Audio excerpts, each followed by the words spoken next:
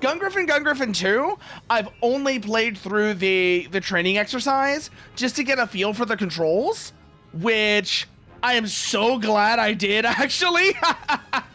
I will admit, I'm so glad I did that. Because although I'm somewhat familiar with the gear and slide control layout from the excellent Dojin game Hymax Simulator, which was made based off of Gungriffon, the way it's laid out on the Sega Saturn controller is a very different beast altogether. It's a completely different beast. Whereas Hymax Simulator, you had controls laid out as they would be for a keyboard and mouse with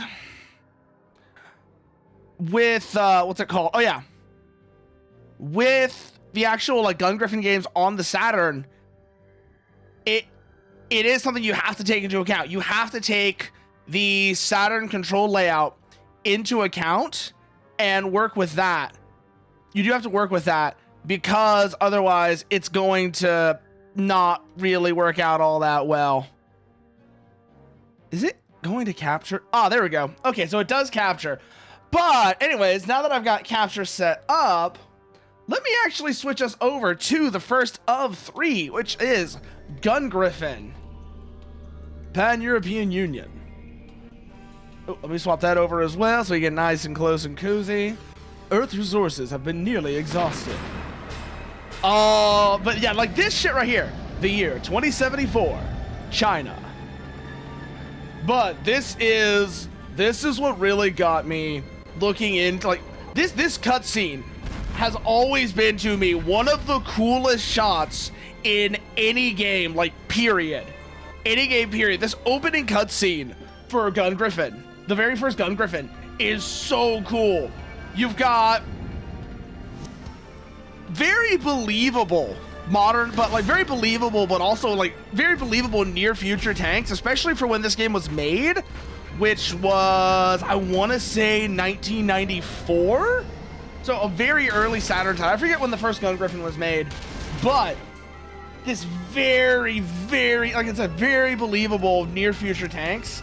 And then the Hymax is getting prepped to come out onto the scene. They were still using 20th century technology. I hear something new was used in Siberia. A new weapon? Don't worry, it's nothing. It was not nothing. Dum, dum, dum. Here we go. Hymax deploy. Look at these things. They're like, there's just so much like, there's so much little elements of detail in their design. Where the head, you can see it's got the sensor cameras. They've got the gun braced on them like that so that it can be to manage the recoil. Again, right there, that's a crucial element of it right there. The fact that they are very much built around not getting hit. There's not the idea, it's very much the Armored Trooper Votom's Gasaraki school of mecha in combat, where their entire defense is not getting hit. You make them very agile, you make them very mobile. 1996, okay, that's what year this came out. But yeah, in 1996, that sort of design where it's basically a Leopard 2 hull, but with an unmanned turret like you had on the M1 TTB, that is a very believable design for the time period. And it shows that Game Arts, they did, the GG Sim people, they did a lot of, they did really good research on this, like Gungriffon meets Steel Battalion being a thing that comes around in the, as like a, that'd be like, so my ideal mecha game is kind of hard to say what exactly it would be, but I know where I would draw from. I would take the quick boost controls from, ironically enough, despite my preference for 4th gen Armored Core, I would take the quick boost controls from 5th gen Armored Core. I would use those as well, but I'd use those, the detail, you know, like the almost study sim level of control that Steel Battalion had, and the movement of Gungriffon. And the general movement and armament of Gungriffon, and the idea that you're not supposed to tank hits. You're supposed to get in, you're supposed to move in, move out, and mobility is your primary defense of Gungriffon. And that would be like the core concept for what I would consider like my ideal mecha game. Basically, the Hymax Simulator Dojin game, but with... Honestly, I wouldn't even give it like a level of customization like out of Chrome Hounds. So yeah, the squad level tactics, of Chrome Hound, the squad level tactics and customization of Chrome Hounds, but with the... What was it? Oh yeah, with the control being a cross between Gungriffon, I don't know, between Gungriffon and Steel Battalion. Yeah, the control and movement being like a cross between Gungriffon and Steel Battalion, where, yeah, again, like I said, an emphasis on mobility, a concept which is foreign to the Mech Warrior player. As we all know, emphasis on mobility is a foreign concept to the Mech Warrior player. They're all about, no, I want to tank hits with my armor. It's like, dude, what's the point? You're doing nothing interesting. Okay, we did get him with that one. Come back around, come back around. There will be enemy Hymax up to the north. Let's move an ID. We've got warnings from behind. Man, Hymax Simulator spoiled me though. I definitely noticed that when I started playing like the original Gungriffon compared to that. It's just how spoiled I was by the Hymax Simulator, where got him with the ATGM, where where you have a bunch of really interesting command level stuff going on as well, and squad coordination, which adds so much depth to the actual game itself. Okay, that was the tree. I was wondering, was I taking hits? I am probably taking hits, but I can't actually tell right now, so... Oh... I'm not used to thinking of the controls this way. I know, I'm one of those psychos who uses inverted controls because they remind me of aircraft. It's the only way I can describe it. It's the only way I can describe it is I'm used to inverted controls because I've got like such flight sim brain that it makes me like, I always think of aircraft that way. So let me go and actually set that real quickly. I just realized I should probably set that real quickly. So let's take care of that. Options. No, up, down, reverse. There we go. Now I can actually get this right. So let's run through that again with Kharkov. Let's go through Kharkiv and actually see what this is going to be like now real quickly. Hymax computer system version 112, SOFEED. Backup computer complete. System start.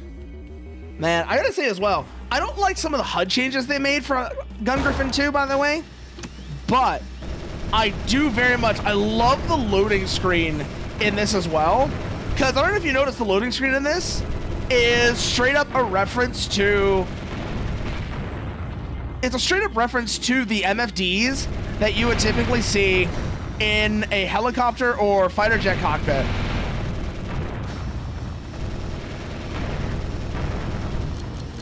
Oh shit, gun overheat. Switch back over to main. What do we got here? Convoy's gonna be coming up this way. Let's prove to intercept.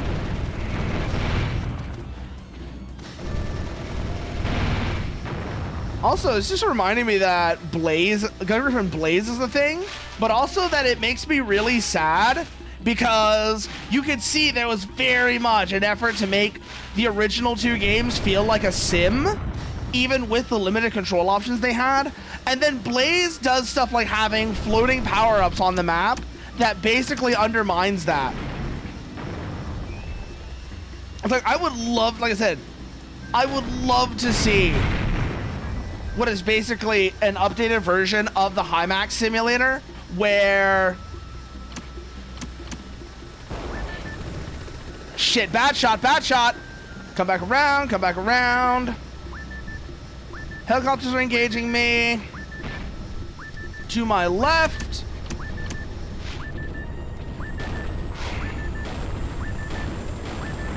Okay, fire control system does automatically compensate for movement, at least to a degree. So lead is not really something I need to worry about. Keep that in mind.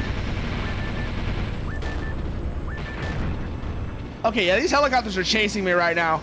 I need to extend away and actually try and engage them, try and deal with them more effectively. So, start ourselves on a serpentine, start ourselves on a slalom strafe, come back around, use the trees as a break, and now let's actually start the engagement. What are we looking for?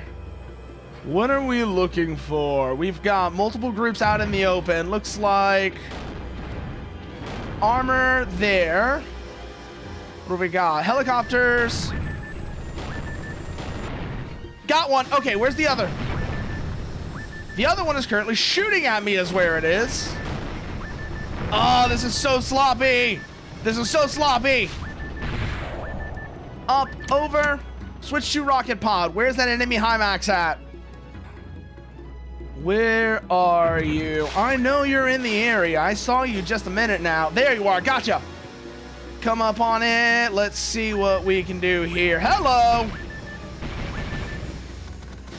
Back, back, back, back, back, back, back, back, back, back, back, back, back.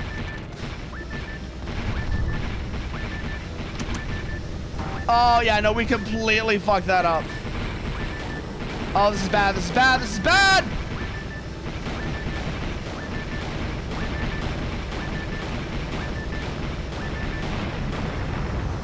Woo! What's our current condition looking like? Damage is okay for now, but those helicopters are gonna be a problem. I can already tell from here. Hey, Falcon, why are you talking like that? Why are you talking like that? What's with the random lead speed? Where's that helicopter at? There it is.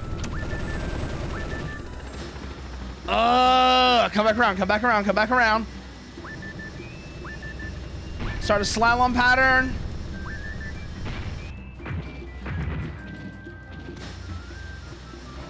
Back around, back around. ID, where is this fucker at? Shit, we hit the windmill. Where are you? There you are. Hey, now, exfil to the north. Over the tree line. Oh, come on! Come on, Falcon. Are you really doing that? Oh, shit. Oh, shit. Yeah, no.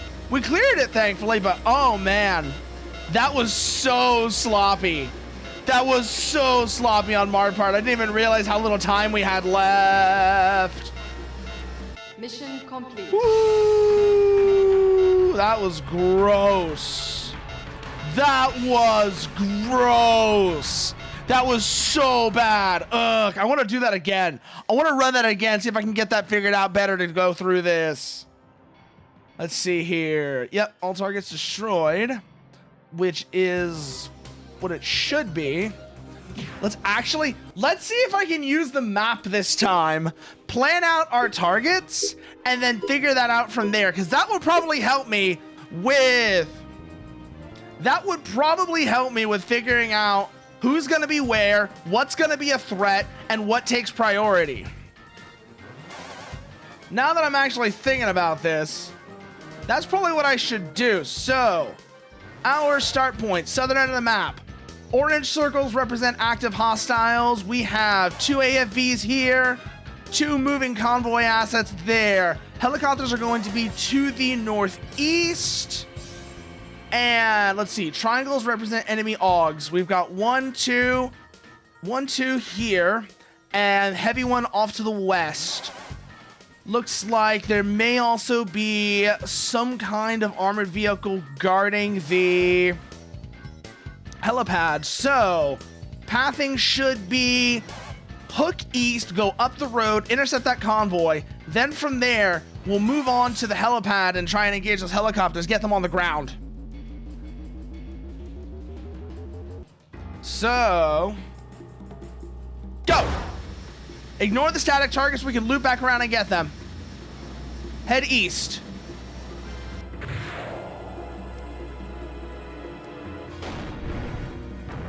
AFV down.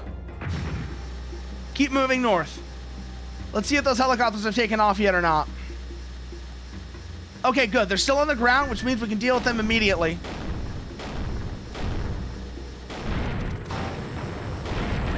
Okay, helicopters dealt with. Something is firing on us, though, which is probably going to be whatever was guarding this area. Yep, enemy AUGs. I was right about that one. That's the first one taken care of. There should be at least one other here. I was right. Okay, there'll be a HIMAX to the north, so we'll ignore that for now. Now we head back around south. Let's try and get that convoy. Let's get that heavy AUGs. That should be somewhere in this area. And then we'll go into engaging the logistical convoy. That should take out their heavy support assets, though, so this should be kind of a milk run.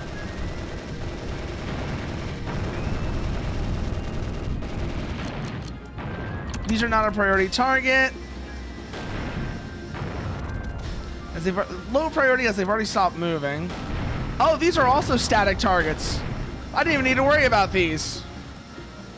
Okay, so priority are going to be up this way. Keep an eye out for them. Enemy AFVs. Ooh.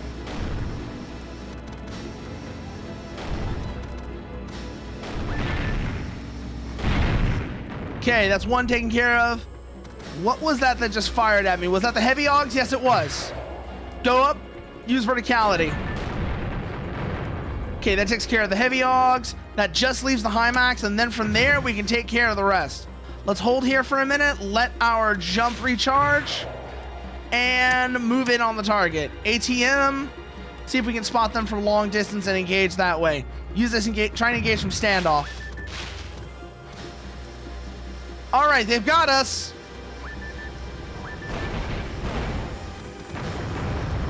Target down. Okay, now where is that? Okay, now let's loop back around. We'll get rid of that. Loop back around and we'll get rid of that logistical pond. We'll get rid of that logistical group in the south.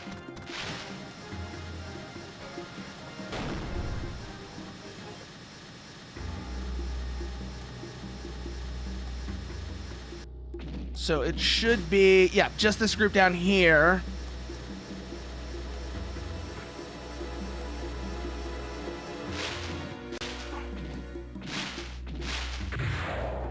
What have we got? Yep. Just looks like trucks and other soft skins. So machine guns should take care of these just fine.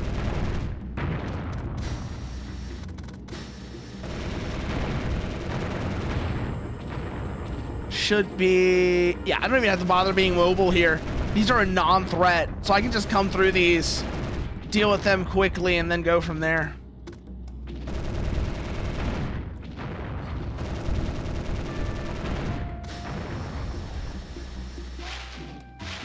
Okay, that's them taken care of. Jump system is recharging, so we are going to have to go through this on the ground. But as long as we stay out of the trees too much, it shouldn't be that big of a deal. The area's been sanitized. Now it's just our exfil. So come up over this tree line. And... oh, wow. We went through a lot of our ordnance, though. Went through a lot of ordnance there. All right, and we are clear. That felt infinitely better. That felt infinitely better. Mission complete. Like, oh man, I don't think you understand just how much better that felt compared to the last run. Sure, it took us a while to get back to the exit because I had to loop around, but we had already dealt with the actual threats pretty quickly. So once that was taken care of, the rest of it was just go take care of what you left behind and just get out of here, which is way easier. So main game, let's actually get into this now, shall we? Into the Eurasian conflict we go.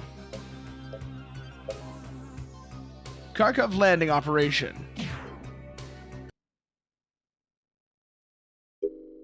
SOFEED 112. Memory check, FCS check, DCS check, backup computer, complete. What are we looking at here? The war between the PEU and the APC, which started in Northern Africa, has escalated in China as China and Japan initiate further steps to capture Ukraine in hopes of solving their increasing food crisis. The PEU and UAC have sent emergency forces from the US and Europe to Kharkov to aid the Ukrainians stationed in Slovakia and Hungary. The American Foreign Legion 45th Armored Division and the newly formed 97th Squadron were incorporated into the 1st Airborne Division sent to Kharkiv. Operation Dandelion Seed. Destroy each guard squad stationed in the area and meet opposing reinforcements to the northwest. When enemy forces have been destroyed, mission will be complete. Confirm landing points for CH-47 helicopters. Units to the northwest. When all the landing enemy armor in the region are completely destroyed, this operation will be complete. Use your skills to destroy the enemies and avoid enemy fire. Confirm the location of landing points for CH-47 supply helicopters and connect with them for ammunition and repairs as you see fit. Okay, so start point marked by blue flashing dot. We do not have definitive markers for hostile forces, so let's see where this is going to take us then. System startup in progress.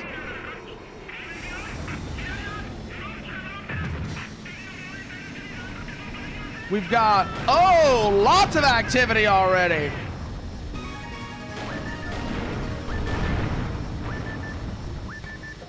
Looks like aircraft base in this direction. Let's interdict them before they can take off. Okay, aircraft are dealt with. Armored forces. Enemy AUGs in the area. Keep an eye out for it.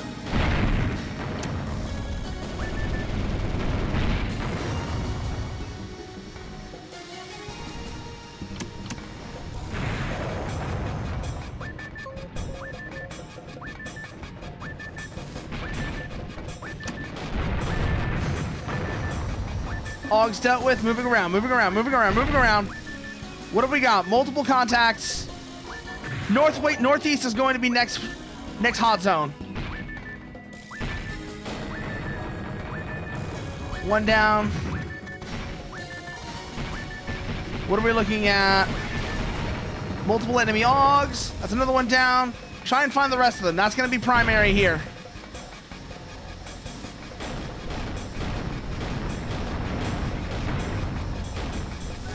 Good. That should take care of Warzone boundary. Oh, that's our supply helicopter. Shit.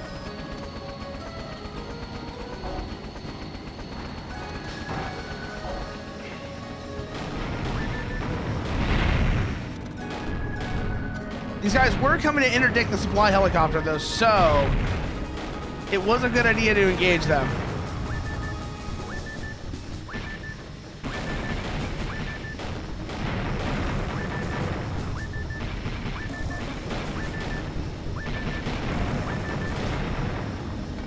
Come back around.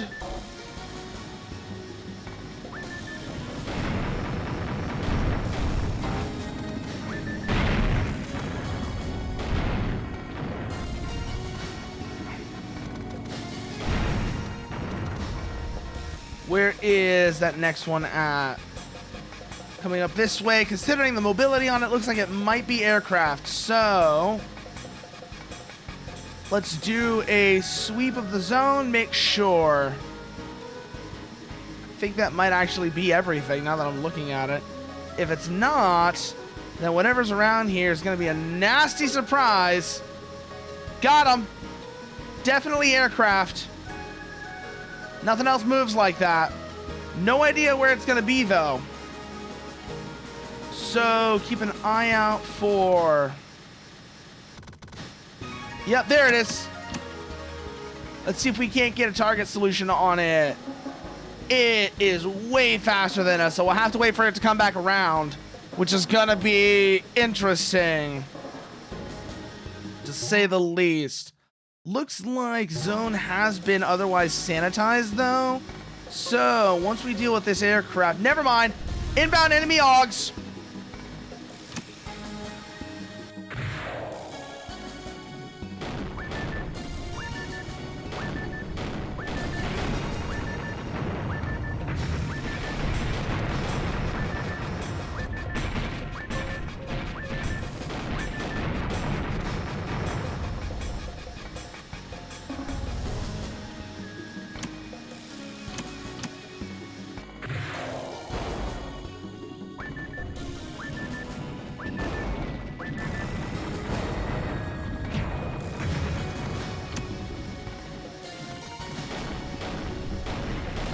Where are the rest of these guys gonna be coming from? They're attacking the supply helicopter. Let's get moving to support them.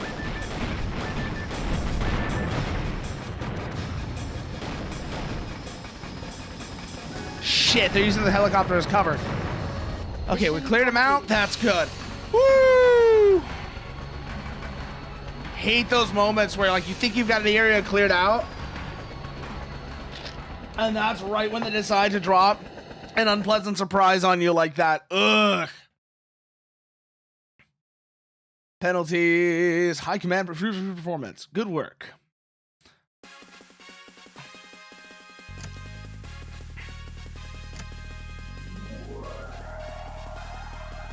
There we go. Holy shit. Actually did better than all. Actually broke the high score off of this. Very good. That's very good, actually. I don't know what the theoretically perfect score is on this, but I'm kind of curious now. We've already done this one, so next is Kyiv. Battle for Kyiv. God, Battle for Kyiv is right. Fuck. System checks are good. 2 months after the war broke out, the APC invaded Poland and made their way to Kyiv, the capital of Ukraine. Their purpose? To bring an end to the deadlock at the Ukrainian Northern Front. The 103rd Tank Division of the APC closed in on Kyiv. Knowing that the fall of Kyiv means the end of Ukraine, the UAC decided to send a division of their forces battling at Kharkiv to defend Kyiv.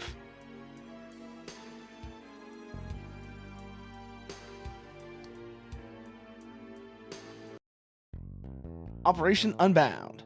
Land in southern Kyiv and completely destroy enemy forces occupying the city. Enemy troops have completed deployment, so don't waste time. This urban area is not suitable for normal movement, so we anticipate the enemy's attack will be mostly airborne. Woo! This is gonna be interesting. Bad weather! Actually, no, not bad weather. Night operation.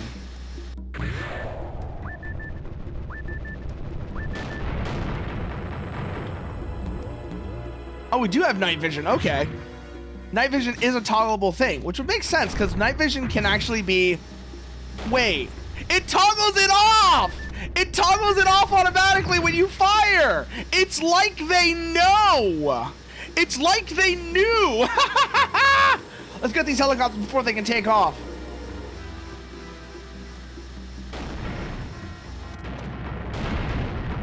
We do not want these things getting off the ground because they're gonna pester the shit out of me if they can. So, aircraft interdiction should be priority right now. Spot anything that looks like it might be an aircraft before it can take off and deal with it. Keep an eye out for any of those flashing indicators because that means... Okay, second group up to the northeast.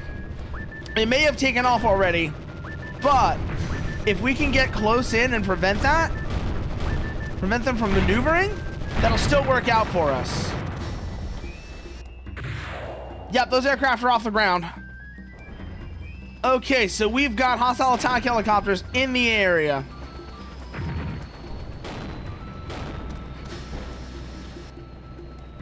That's gonna be a problem.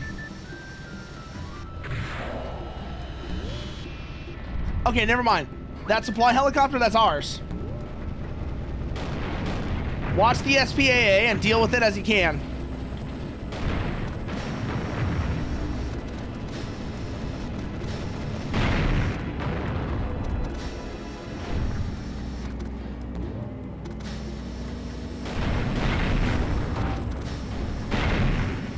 Okay, that's another one taken care of. Fell back here. Supply helicopter has landed.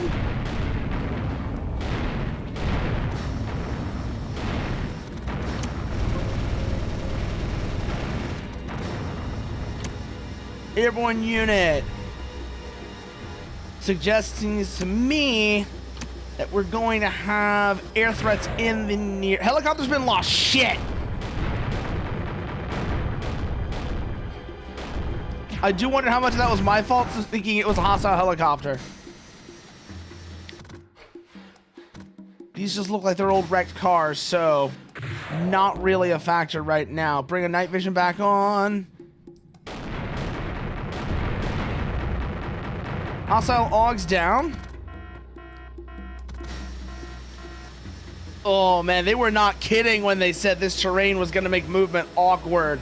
They absolutely were not kidding when they said this terrain makes moving awkward. Because I am so focused on trying to stay above the... trying to actually stay airborne. Yeah, those helicopters, decisively not friendly. Oh, it's so awkward trying to engage those. It is so awkward trying to engage those. So, bring up our night vision, night sight. Find these helicopters, destroy them on the ground. One down. Two. Three, okay.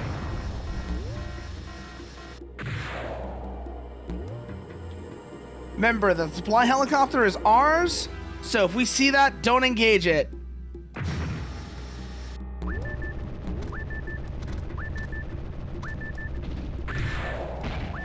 Where's that fire coming from? Enemy AUGs, been taken care of, okay. Oh, this terrain is absolutely awful.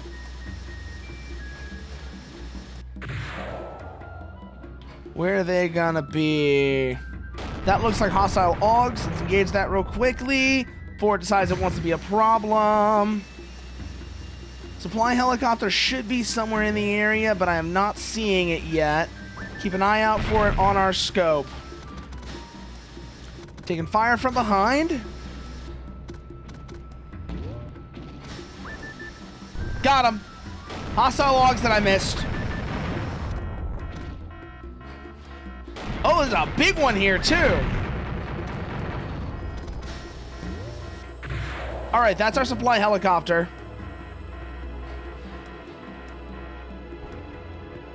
Eye on its position. Try and keep it safe. We are trapped. We're trapped. We're trapped. We're trapped. Can we do anything about these buildings? Not really. Supply helicopter has landed.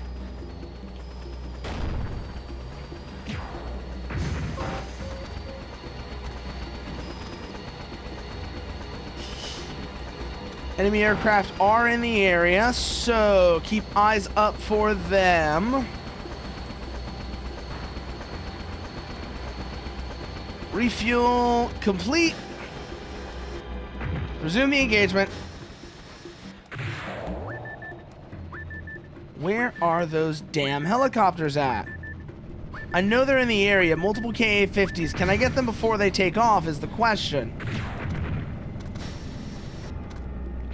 Not like this, I'm not going to be able to.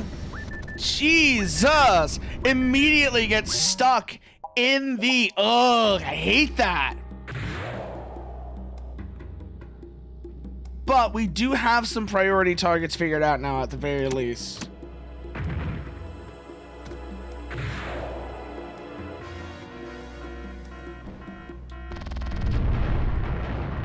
Oh, that's an efficient way of dealing with them. That's helicopters taken care of, at least first group. So, next is cut north. Let's see if we can try and figure out any of these other helicopter bases and deal with them before they become a problem. Enemy AUGs has started engaging us.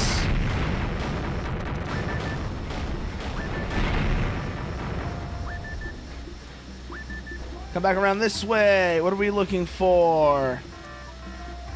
There should be another... Is that it? Yeah, that's it there. Okay. We found the KA-50s. Let's deal with them before they get off the ground.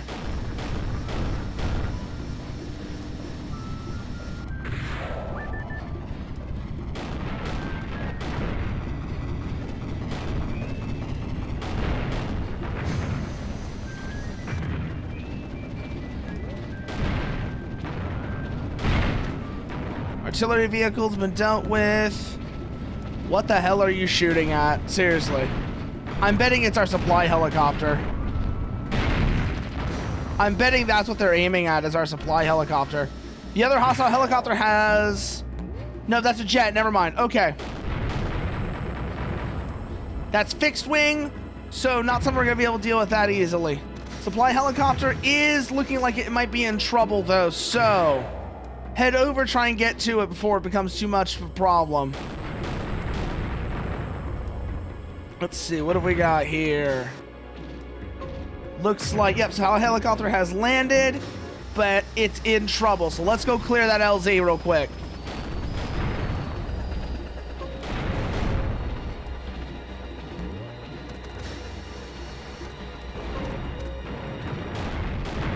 Shit, they got the helicopter, okay.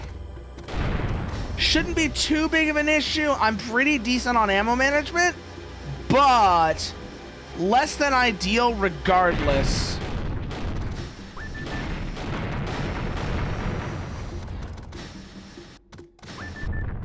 Where's that coming from? Got him. Heavy Augs up front. Been dealt with. So, move along this boundary. Oh, the hitbox. Oh, this is so awkward.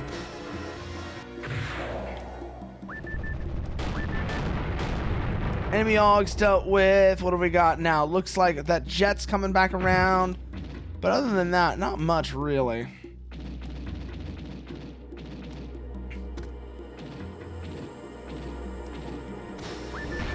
Oh, another Augs.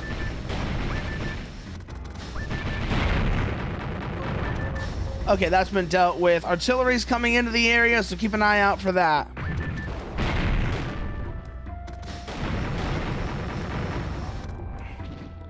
Come over this way. What are we looking for? Looks like that's another supply helicopter. Keep an eye on that. Other than that, though, looks like a logistical convoy might be coming in. So we're gonna try and deal with this before it becomes too much of a problem. Oh, it's so much more awkward. This map, I always forget how awkward this mission is. And it's entirely because the buildings, you can't do anything about the buildings.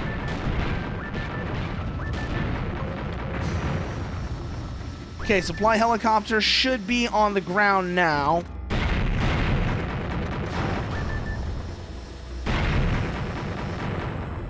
And it looks like it's also in the clear. Let's make sure it stays that way. Come over this way. It looks like ground forces are inbound. Yep, heavy Augs.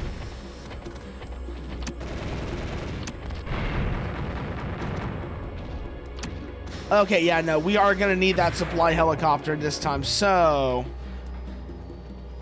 we are, in fact, going to need this supply run, these supplies.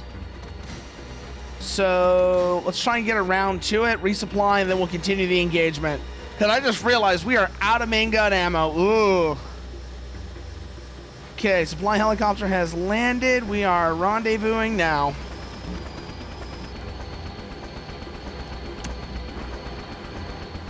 Refueling, 15 rounds, 20. What's our maximum, I'm wondering now? Looks like 20 rounds of gun is our maximum. ATM and rocket pods are restocking, though. Good.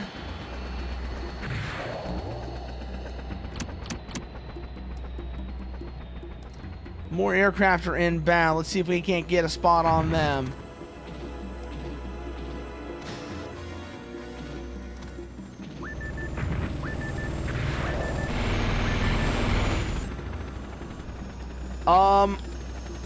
Am I stuck with the helicopter?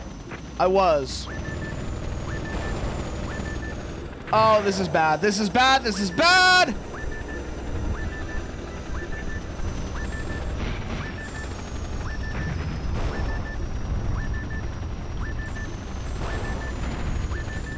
Okay, one down. Good.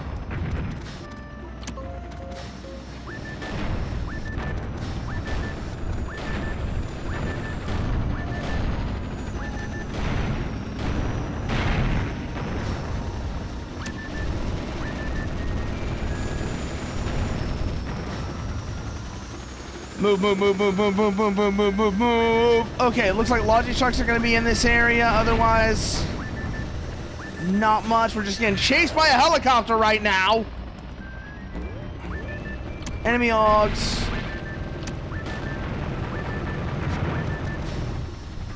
Other than that, yeah, we just got that helicopter to deal with now.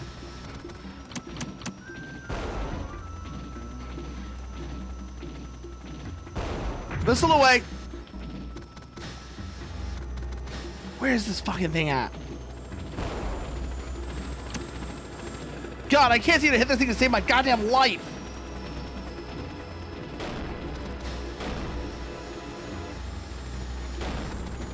Oh, it's so much more awkward with the Saturn, with just a controller than it was in the Max Sim.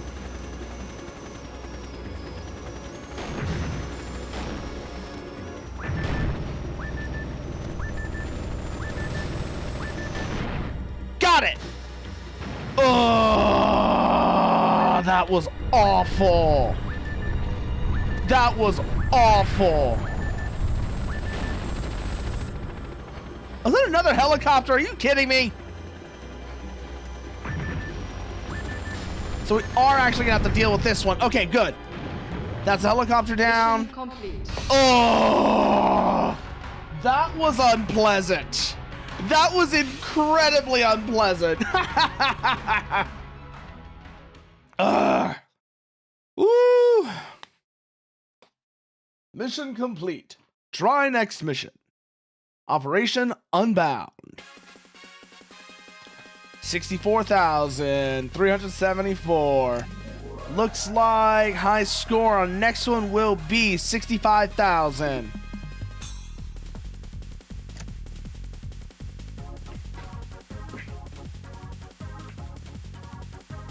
$51,800 minus 1,800 for penalties. Next one would be... So first was Kyiv. So first was Kharkiv, then Kyiv. Now it's time for Novosibirsk. Oh, it's this mission! I remember this mission from the Max Sim. This one is going to be painful on a Saturn. This one's going to be painful by comparison. I can already tell from here. This is going to be a fairly unpleasant experience. I can already tell. Ugh. What have we got? It's going to be multiple... It's definitely going to be multiple Augs in this area, and it's going to not be fun. Damage to the city of Kyiv was devastating. At this point, Russia had to face another problem in the Ural Mountains. With APC involvement, many small republics who had been exploited for years united to declare their independence. The APC, who had interest in Siberian resources, took full advantage of this opportunity and sent reinforcements to aid the revolution. The US sent the 45th Armored Division from Kyiv to aid Russia and stop the APC involvement. Operation Fox Hunt. Attack the Siberian Railroad and cut off APC supplies. Dense fog in this area would make for poor visibility. Oh boy, we've got 3 hostile artillery units. Let's see, at the southern end. Charge through their defense line and destroy the train. The dense fog in this area will make for poor visibility, so use your night vision as needed. As we anticipate an intense counterattack, make sure UAC and PEU vehicles within the war zone are safe. Radar readings and maneuverability are inhibited in the dense forest, so use caution when entering. 3 high-powered artillery units have been stationed at the southern end of the area of operation. Destroy them as soon as possible. So, first priority is going to be hook south, deal with those artillery, then we'll move up, try and find that damn train. Train should be far northern end. That looks like it's a railroad line cutting east to west. That will probably be that'll be our second priority target. So first things first, look south. Let's get rid of that artillery, because otherwise it's going to cause me no end of headaches beforehand.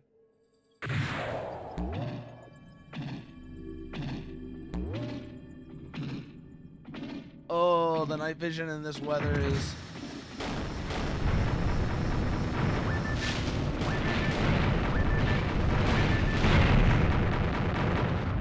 So, it said there's going to be artillery in the southern end of the AO. Got them. I think that might be them. That's either that's them or that's an AA unit that would have been at least, that could have been even more dangerous. Okay, we've got heavy augs in the area.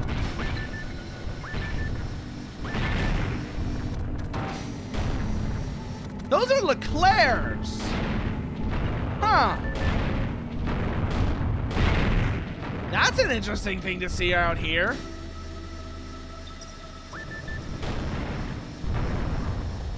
Okay, so where are these artillery vehicles going to be? That's the real question. I think I found them. I think I found the artillery. Okay, second grouping. Oh, they're attacking the supply helicopter. Sanitize the LZ.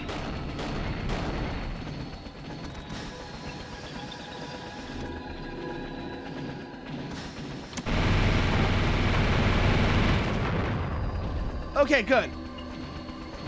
LZ sanitized. Let's take this opportunity to resupply. Because we are gonna need it.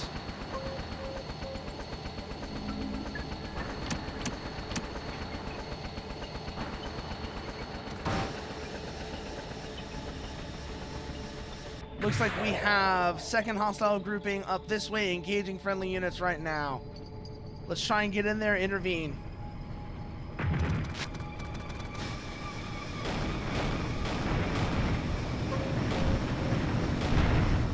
Yep, multiple Tunguskas. Jesus. They really did not like that supply helicopter existing. They really didn't want that supply helicopter existing. Oh shit, where are we taking fire from? Should be on our right. Enemy augs. Oh, enemy helicopters too, but we've got them while they're on the ground.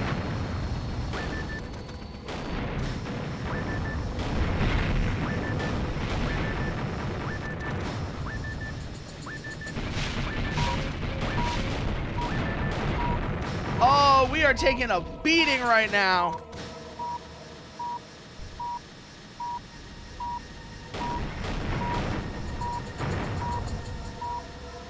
So this is where we have to be careful. Because I did not realize just how much damage we were taking. Keep eyes up, try and spot anything that might be a threat. Deal with it from standoff if possible.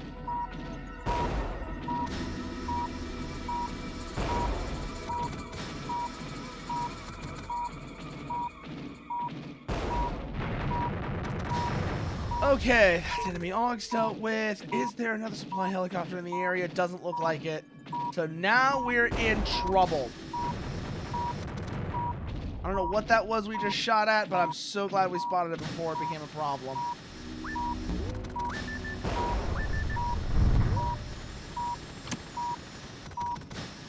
Oh, great. There's an enemy helicopter in the air. Well, this is gonna create issues. Shit, we gotta deal with that augs first. Where is it? Where is it? Where is it? Where is he? Where is he? Where is he? Where is he? Where is he? Where is he? Where is he? Got him! All systems broken down. Shit! Right as we got him, too! Right as we got him! Fuck! And we were doing so well up to that point, too! God damn it. God fucking damn it, we were doing so well up to that point, and then immediately we fuck up with the... We fuck up with the enemy we fuck up because we lost the supply helicopter. That's what got us there at the end, is what we lost the supply helicopter, and once that happened, it was over. Once we lost the supply helicopter, that was it. That was absolutely it. That was game over. Your tactics were not bad, but we expected you to do better in the future. Restart, yes. I'm taking another shot at that. Now I've got an idea of what our threat picture is looking like. I want another shot at that. I'm still not going to be able to figure out where the hell those artillery units are, because they're out in the middle of the trees.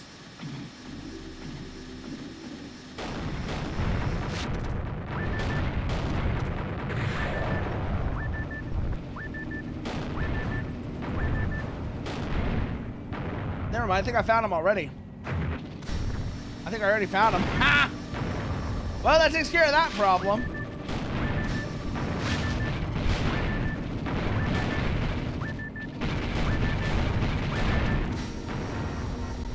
Okay, that's one group of Tunguskas taken care of.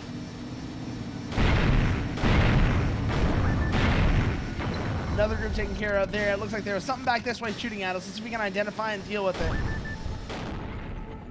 Looks like that's a heavy AUGS.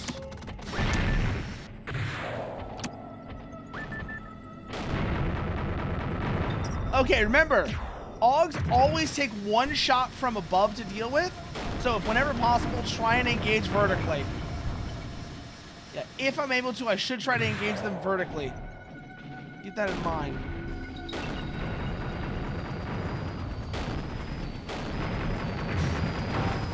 All right, that clears the area out for the supply helicopter. Let's hold here, refuel, and then we're gonna go and engage those helicopters at their landing pads before they can get off the ground.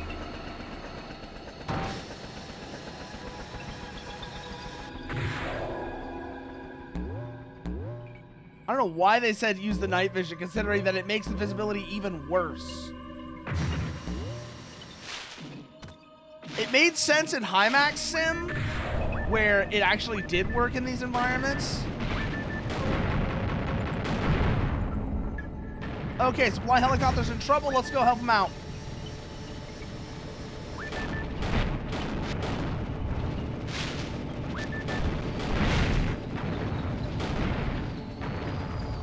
Fucking trees! Hold here. Let's resupply again. Actually, really good that we managed to save both supply helicopters this time, which means we actually have a decent amount of ammo now. Holy shit! That made a huge difference.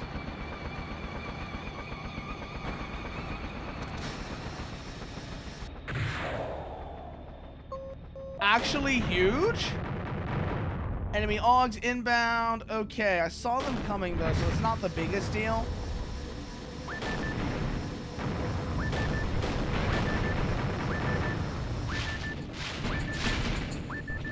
Looks like there was there's a pair of them there.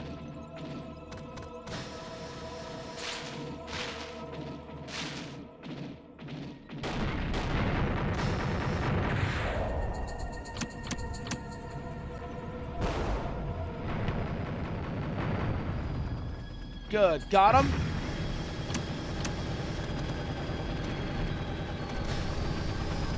Second unit is over this way. Friendly AUGS have them suppressed. Let's finish them off. Good. There should be, it seemed like there might be another helicopter in the area. Let's see if we can't figure out where that was, or maybe I already got it.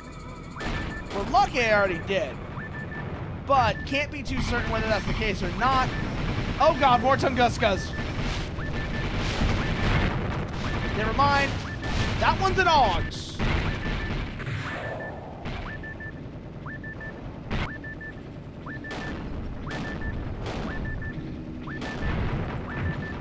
Okay, enemy AUGS down. Where's that other side fire coming from? Gonna have to come back around this way now. We are not in a good spot here. But we are doing much better overall with mission status this time. Enemy helicopters in the area. Bigger problem is, it's airborne. Where is this damn gunship going? Those are ours. There it is. Got him.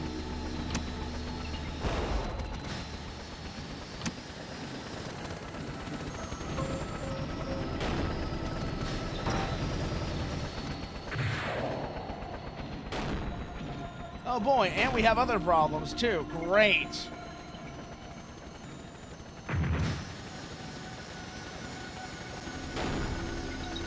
But I have to take care of this helicopter, because otherwise it's going to create no end of frustration.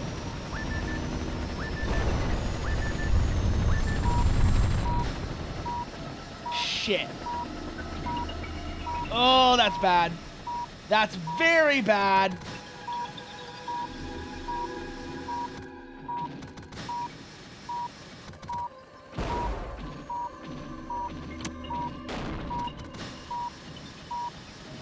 around, come around, come around. Where is it? Where is it? Where is it? Got him!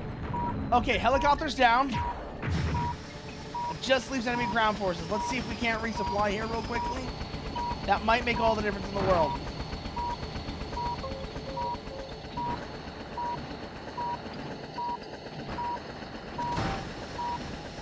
No, okay.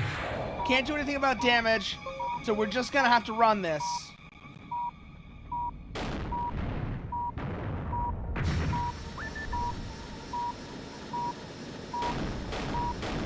Shit, we missed the train.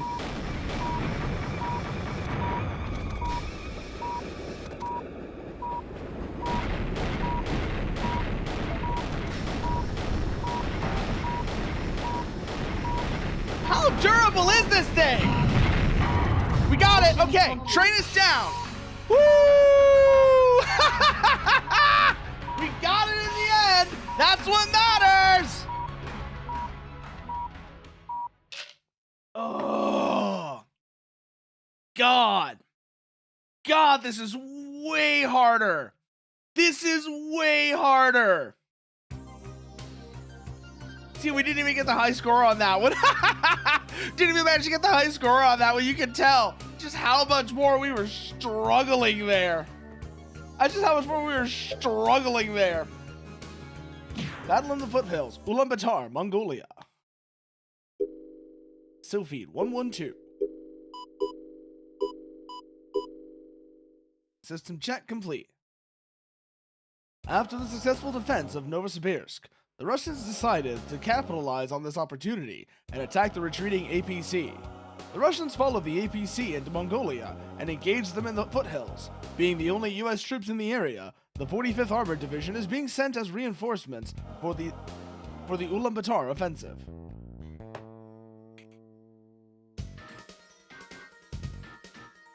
Operation Bloodstorm.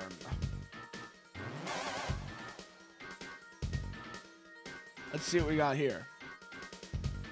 Intercept enemy troops charging from the left flank to stop their advancement. Enemy airborne troops are stationed near a hill located in the center of the operation zone. Utilize the firepower of allied troops to defeat enemies entering from the left flank. As anti-tank missiles and rocket pods are in short supply in the beginning of the operation, conserve them until supplies become more available. A reinforcement squad of APC HIMAX is expected to arrive in this area soon. Let's see, so we have, looks like, 4 groups of friendly forces in the area. We are going to be expected to run the western sector. Keep that in mind. Left flank is priority. Oh boy!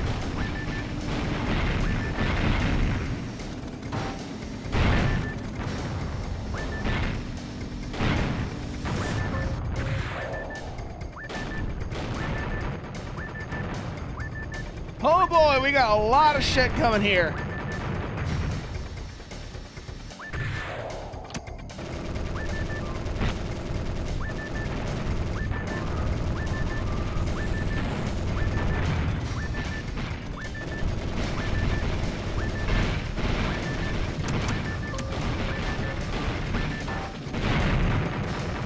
Oh, that's not a HIMAX, but that is still decently quick.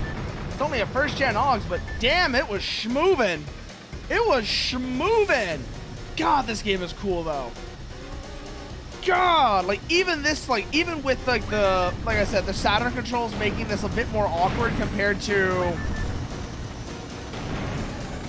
the default settings of... Okay, helicopters are friendlies. Keep that in mind. Well, those helicopters aren't. Those are our helicopters. There are hostile air units in the area. We are going to have to PID targets before we engage.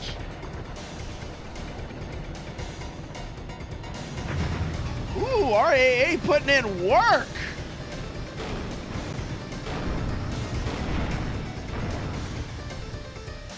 Move around this way. Wheeled combat vehicles are in the area and they are attempting flanking operations. Deny them that ability. as we can. Okay, ground forces behind me. Move around, move around, move around, move around. Got them. Looks like just standard ground troops. Wheeled MGS. Deal with that. We've got supplies as well, so let's go and take advantage of that. See if that lets us get our ordnance up. Should help with being able to engage at standoff, although I don't know how viable that is considering the draw distance. The draw distance on this is making the standoff engagement kind of interesting.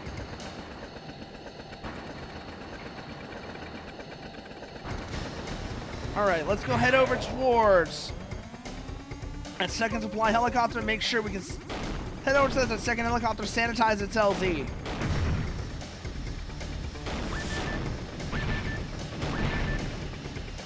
Takes care of... Oh, these are tougher than usual. Left side is a... Oh, we were taking a lot of fire from over here. Looks like it was a heavy AUGs. Possibly more.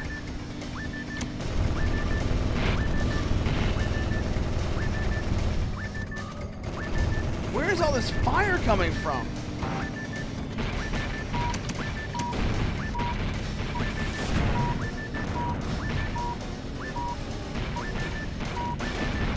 Oh, these things are nasty! These chicken walker motherfuckers are nasty! Jesus! I was not expecting them to be causing that much trouble!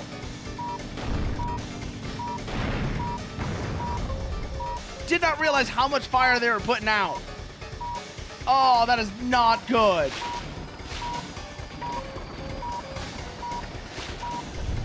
Supply helicopters are out. That's one of ours.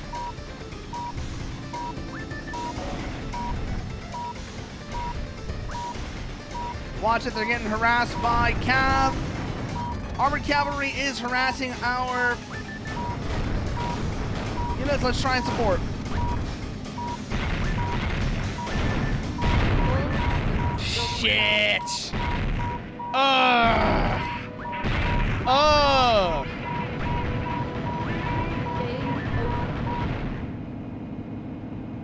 That was sloppy.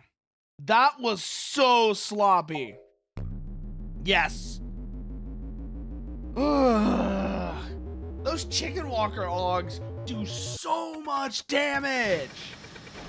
Gotta remember, those are a priority target.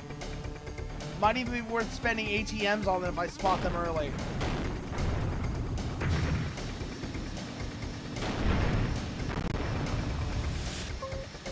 Enemy aircraft are not high priority, keep that in mind.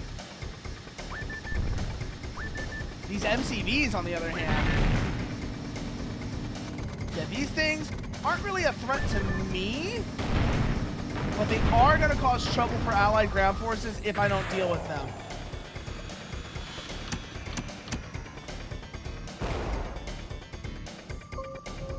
Out.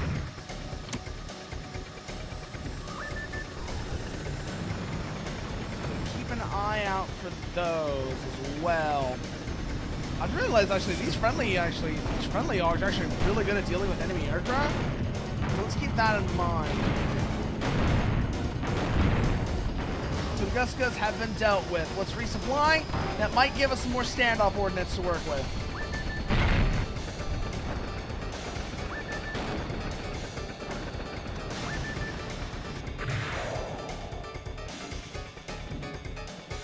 Wait a minute. I just realized that because of I forgot. I let a bunch of those enemy helicopters get off the ground. Should realize I need to actually go and do that. That is very high priority. We don't want any of these things getting into a position where they can actually attack. So if we can prevent that, interdict them on the ground, we should. Because they're going to be they're going to be the most dangerous thing in the area if they can get off the ground. So any of those we can get before they take off, we need to. supply helicopter is in trouble. Where are those Tunguskas at?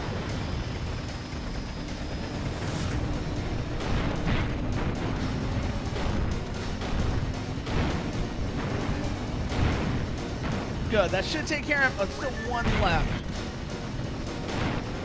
No, you shut up. Stop that. You hear me?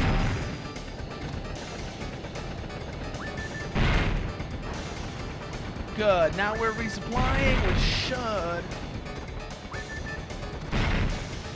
make things a fair bit easier.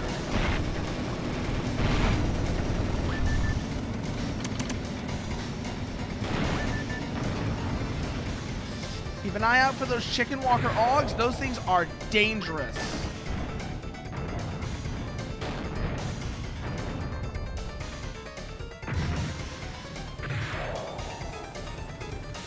We see them, they take priority. Fuck you, helicopter.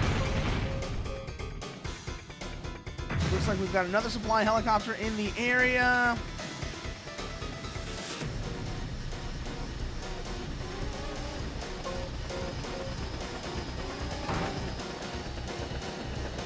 Friendly airborne forces are under attack. Let's move to support them.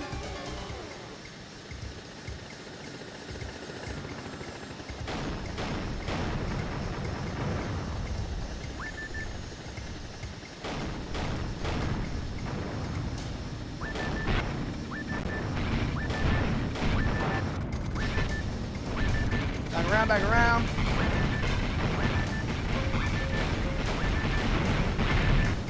Yeah, oh my god, those things hurt.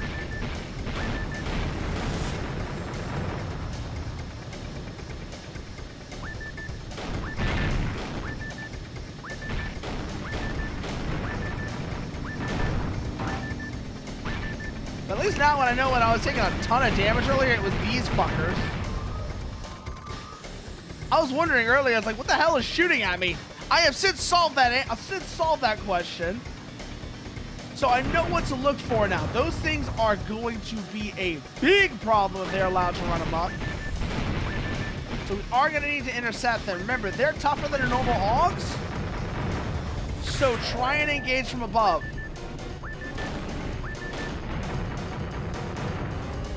Okay, that should clear them out.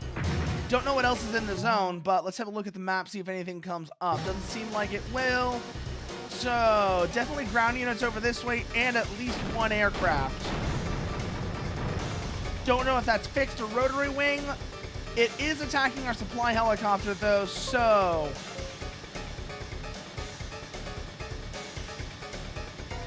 yeah, it's gone. That was fixed wing. Hostile ground units are inbound.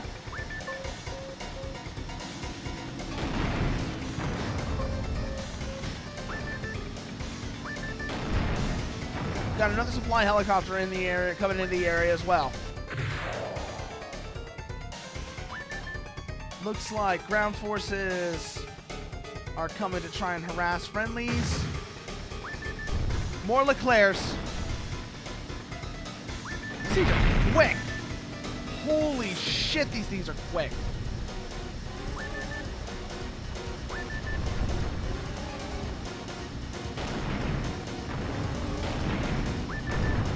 Around. All right, got him now. Got him now. Come back around. Let's get the second grouping here.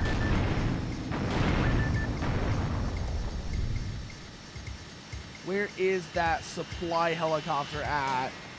Got two ground units harassing it. Let's try and deal with them before they can... let's deal with those. Friendly supply helicopter is leaving the area.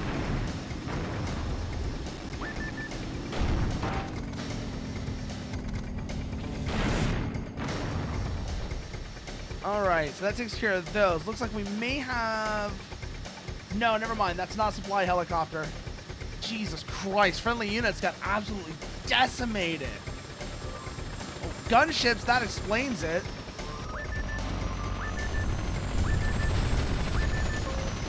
Multiple enemy gunships.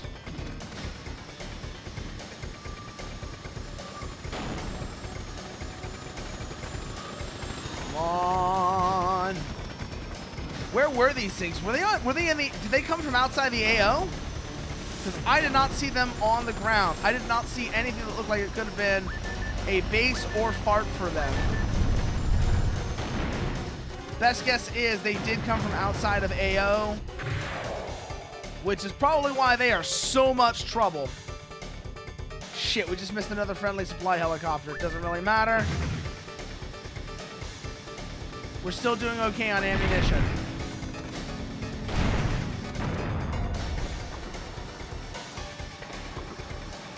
That's friendly supply helicopter leaving the AO. That's fixed wing. Don't have to worry about that one. I think that's the enemy HIMARS they were talking about. See how quick they're moving? Those are either enemy HIMARS or those wheeled combat vehicles. Yep, it's the enemy HIMARS. One down.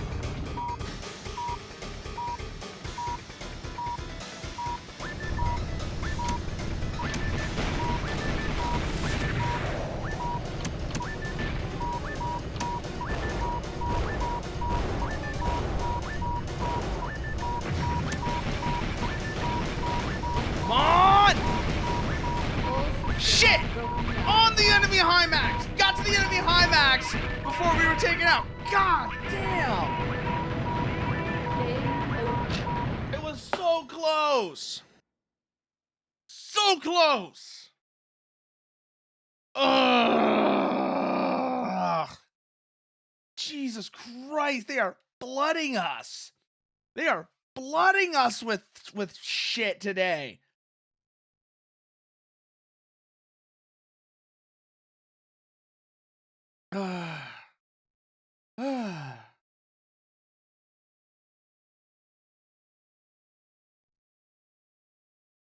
Okay.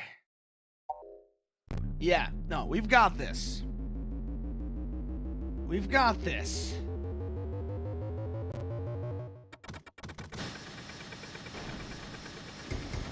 We can get to that enemy, we can get to when the HIMARS get in. But that's when we lose it.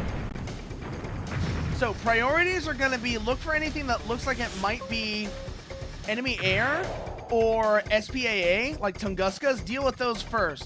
They're going to be a huge problem if they're allowed to get close to friendly forces, particularly helicopter gunships. So if we see any of those while they're on the ground, we should prioritize them. Okay, we've got enemy forces attacking us, attacking a supply helicopter. Let's get in a position to deal with them. That's the Tunguska unit.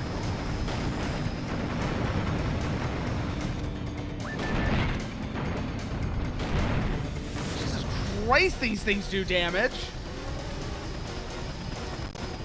I did not remember them being this nasty. It makes sense that they are, but damn!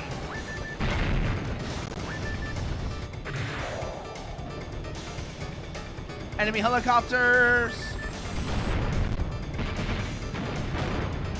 Interdict them before they can get too mobile.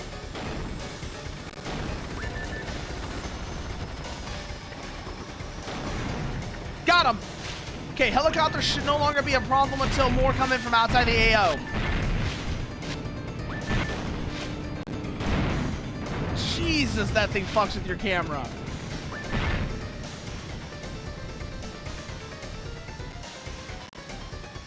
Okay. Calm down. We're still in a good spot. We're still in a good spot. Come around this way. Next grouping will be heavy augs.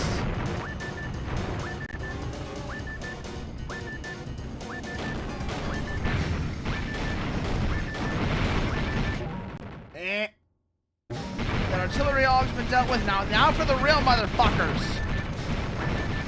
One down. Jesus, they do so much damage. Where is it? Where is it? Where is it? Where is it? Got him.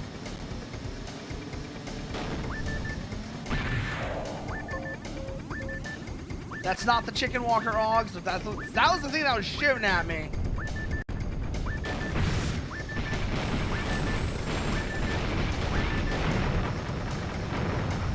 Okay, so we're in a bit of a rough spot now, but it is workable.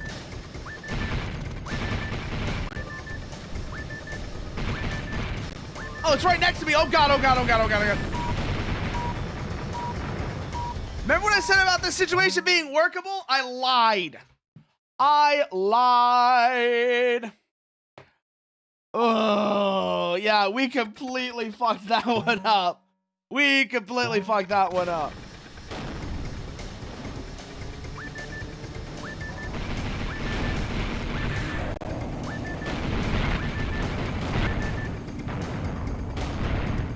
Tunguskas are dealt with.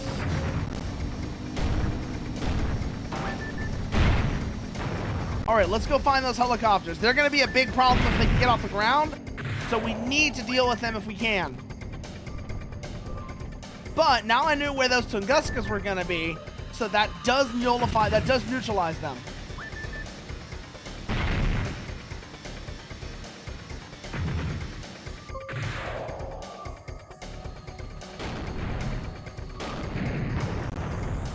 Okay, first helicopter gunship group's been dealt with. And we dealt with a bunch of the Tunguskas, so major threats to the supply helicopter should be significantly reduced. Looks like we've got another group coming in though, so let's deal with them first. Shit, those supply helicopters, those helicopters got off the ground.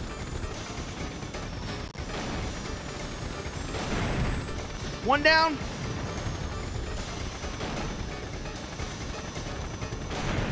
Got the other. Okay.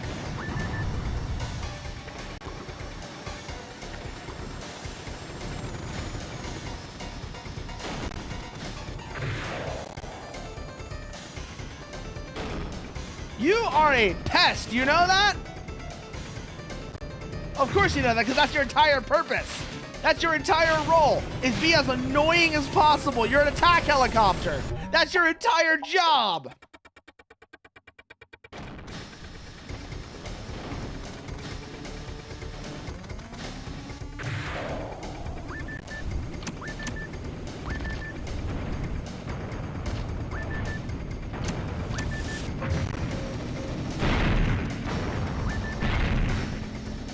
All right, let's go helicopter hunting. Like I said, that is going to be the most dangerous thing in the area, are those attack helicopters, so we need to find them.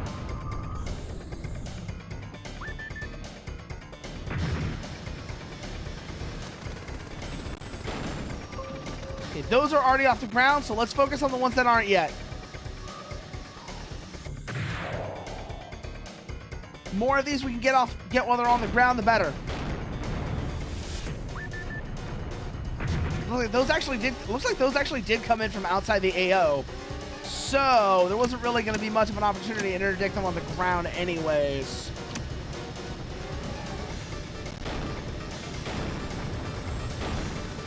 Ah, aiming is so much worse. Aiming with this is so awkward.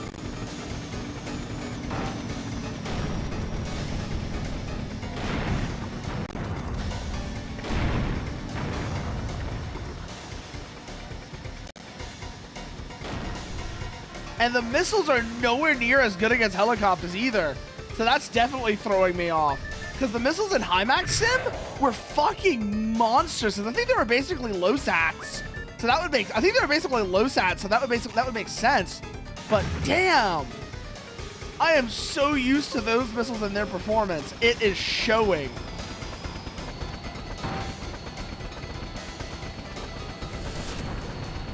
Oh boy, is it showing.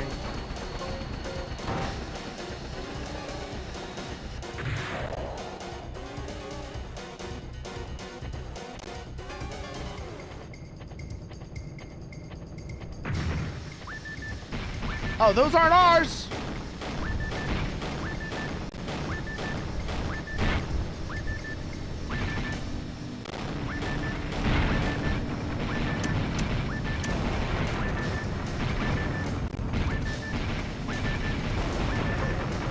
Yeah, those are worth spending ATMs on. Those are worth spending ATMs on. absolutely worth spending ATMs on. Because Jesus, they hurt.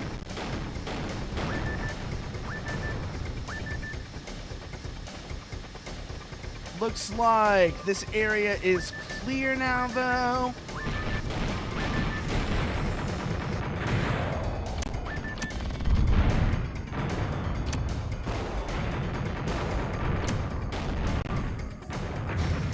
Woo! We are making much better progress than last time.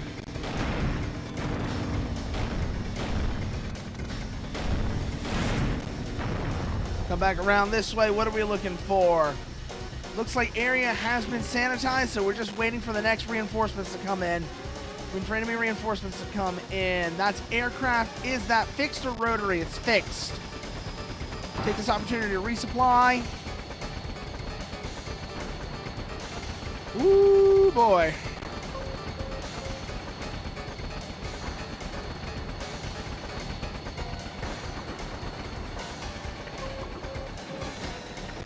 All right, the supply helicopter's leaving. I betcha that's the enemy HIMAX squad inbound. If not, it's something else unpleasant, because look how they're moving. It's the wheeled combat vehicles. Okay.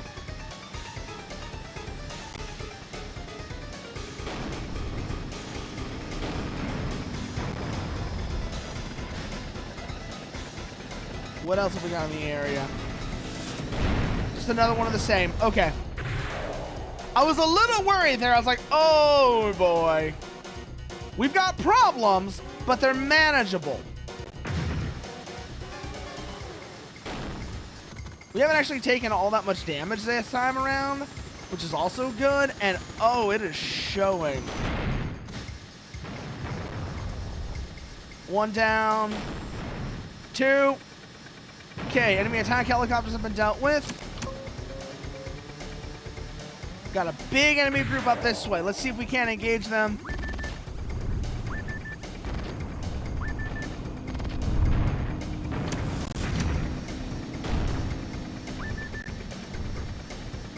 Come around, come around.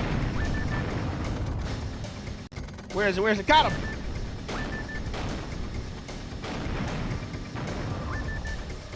Where's the next group? There they are. Come around. Where is it? Where is it? Where is it?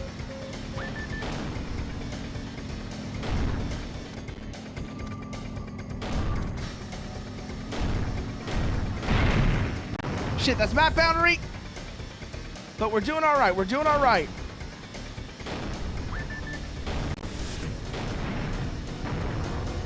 Okay, HIMAX are likely going to be inbound soon. So eyes up for them.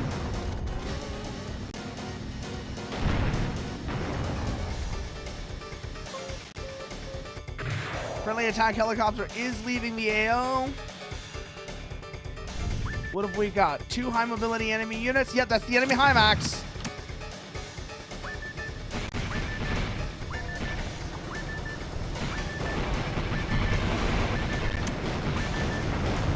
One down.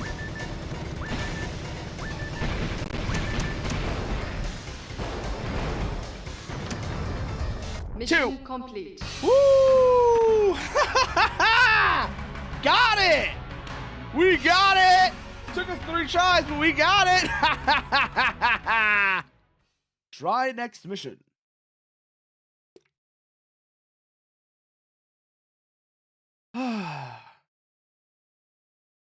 Oh boy. Oh, we've got new area. We've got new mission zones. Datong, Nanyungang. What do we got here? The Great Battle near the Great Wall. Datong, China.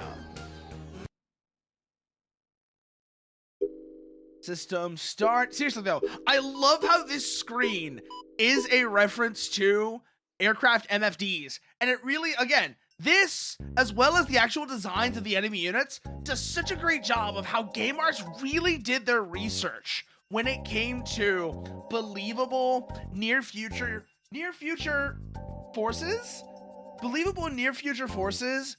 at least from the perspective of the mid-1990s.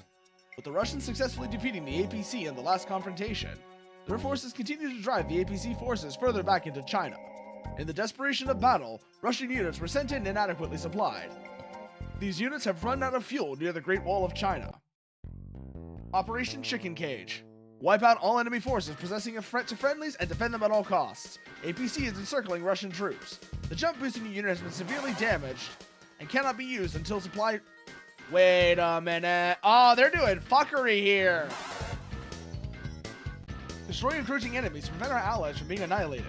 The jump boost in your unit has been severely damaged and cannot be used until you meet with the supply helicopter and repairs are made. Best route of the supply helicopter is to sneak past the enemy along the left side of the wall. Okay, so it looks like supply helicopter will be on the northern sector.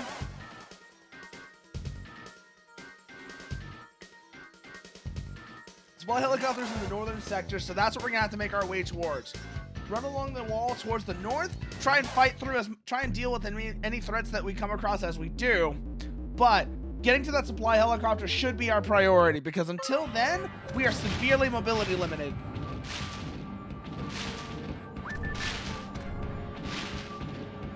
This is gonna be interesting, to say the least.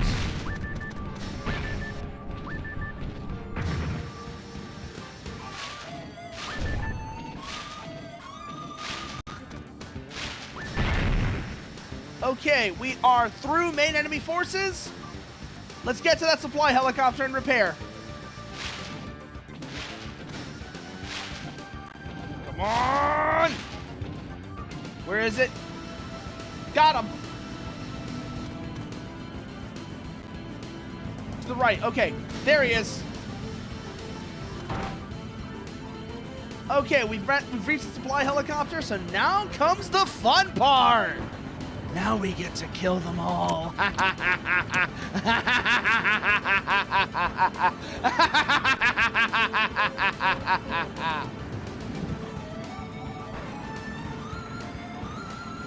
Eight. What's our maximum gonna be, I wonder? What is our maximum on this gonna be? Looks like 8 ATMs is maximum. Okay. Hello, motherfuckers! You miss me? How many of them? Looks like, okay, ground forces are primarily concentrated to the southwest. Oh, that's one of the big ones.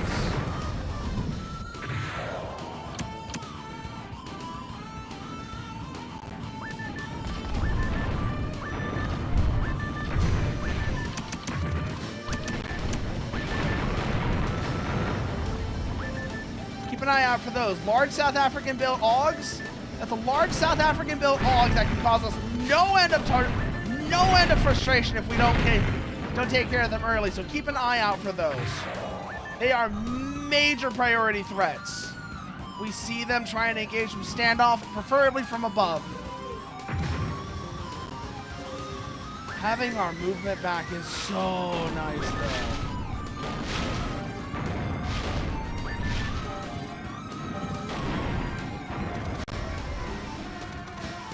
Okay, that's map boundary, which means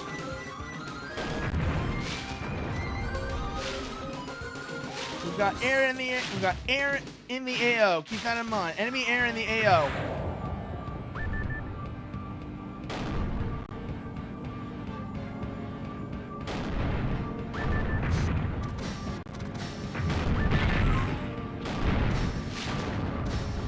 Actually, I don't know. Does airborne unit specifically refer to aircraft? Or are we dealing with, oh god, are we dealing with drop units? Are we dealing with para units? Okay, we lost the helicopter. It's aircraft, okay. They do mean aviation. Oh, that's a problem. That's a big problem.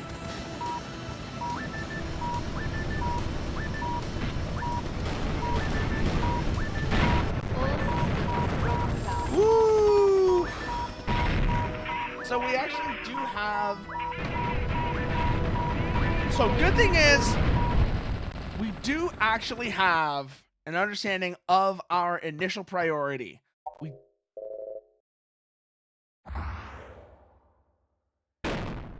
In game.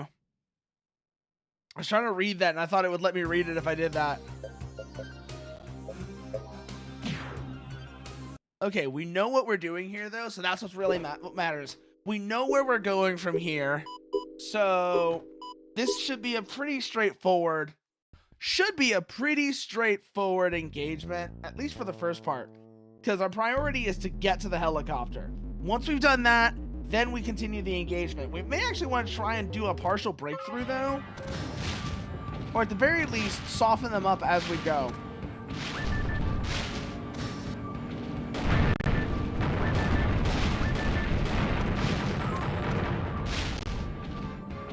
Okay.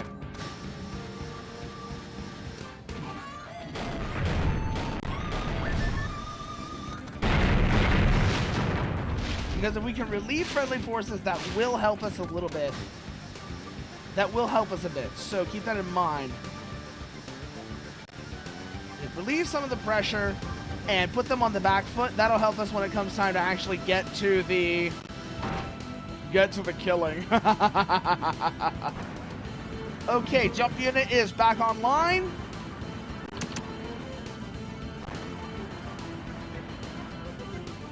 Just waiting for supplies to finish.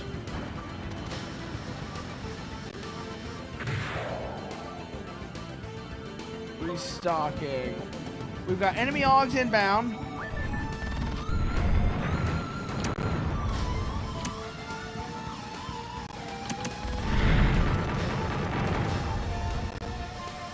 That takes care of the big one.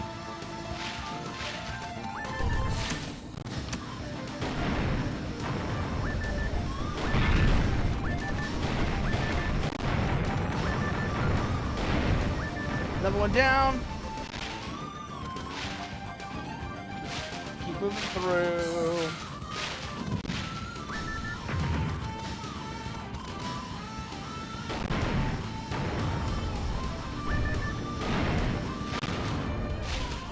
What are we looking for? Looks like current enemy forces have been broken up. So let's get into a position where we can reassert. Ow! Okay, that's the enemy ground unit taken care of. Friendlies are moving in southward. Looks like hostiles have flanked around though. Let's try and cut them off.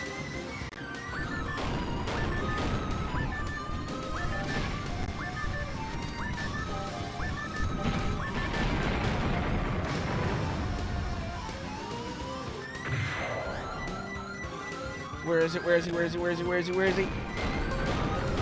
Stop right there! You leave that supply helicopter alone. It's mine!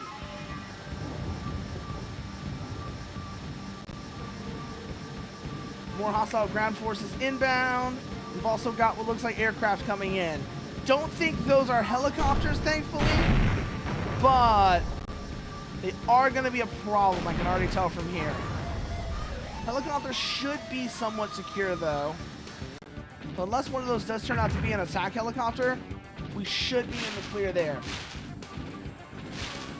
God, I hate how much the trees mess with your movement.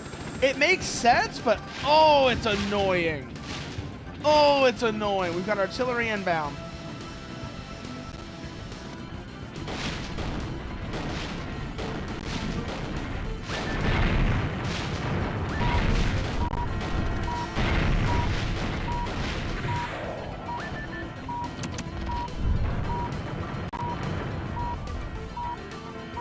Never mind. Looks like some of those aircraft might actually be helicopters. We're going to try and get some resupply, see if that does anything to stabilize our damage situation. Yeah, those are helicopters. Those are helicopters.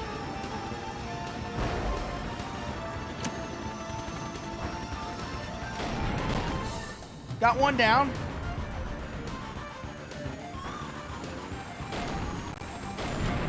Two. Just leaves this last one. And then any reinforcements that come in. Helicopters are down. Woo!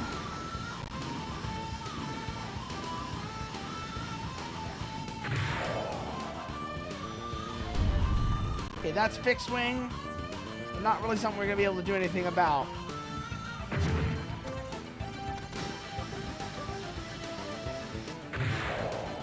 But that did break up. We did manage to break up and cripple their offensive. So whatever else is left is just going to be stragglers.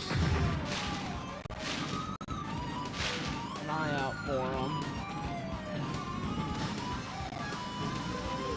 Don't know how many we're going to be dealing with is the problem.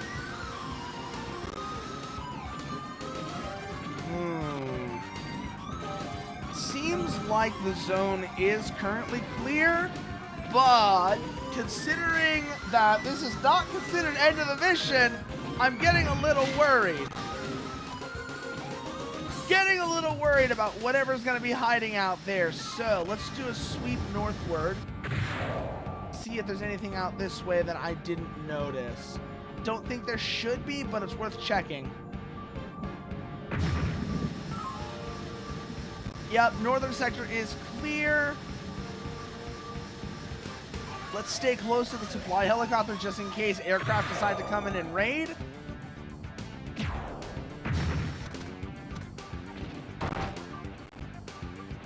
And keep ears out for any further calls. Looks like that should be everything for now, though. Friendly forces are moving, but I don't know where they're going. Did I actually get that? Did I actually get that? That was completely unintent. That was completely unplanned. Okay, we've got hostile inbound. Looks like it's going to be helicopters from the north.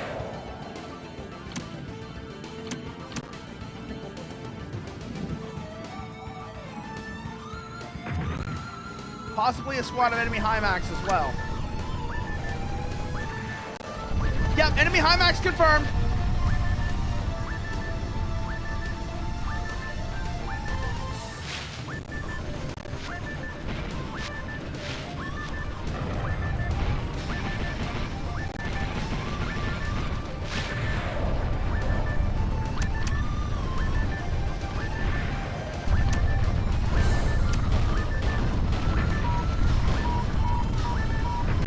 Oh, this is the problem. Oh! Oh! God, right at the end. Enemy HIMAX come in and just fucking destroy me. If I had been able to get over that wall, I might have been able to do something about that, but oh man. Oh man, I gotta remember those are gonna be there now. Because those are a problem.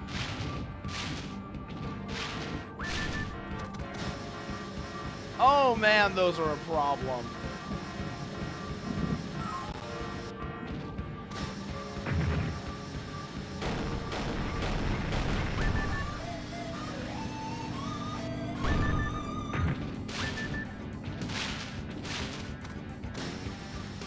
Okay, we're through. Link up with the supply helicopter and then we can go back and actually start working on that. We did take out at least one enemy AUGs though, so that should make things a little simpler. Hold here.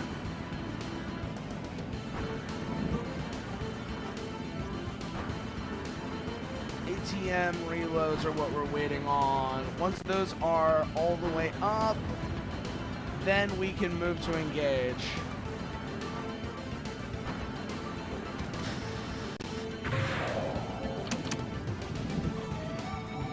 RP Rocket Pod will be opening shots, but we need confirmed targets before we can do anything with them.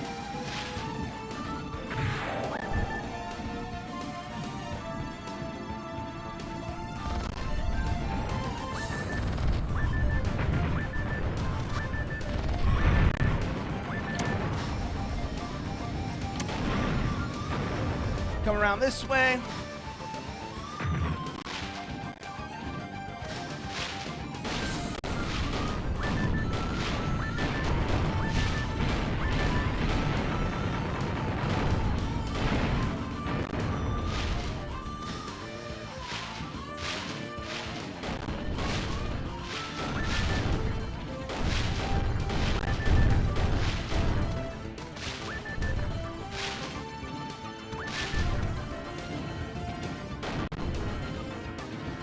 Wow, this all that was over here was just a normal tank. It wasn't even the heavy augs that I thought was going to be over here. I thought there was going to be something way more dangerous out this way. That's a problem, though. That's a problem because that actually was a really dangerous feint on my part and leaves friendly forces isolated. So we're going to have to work our way back around through the worst fucking terrain to deal with that.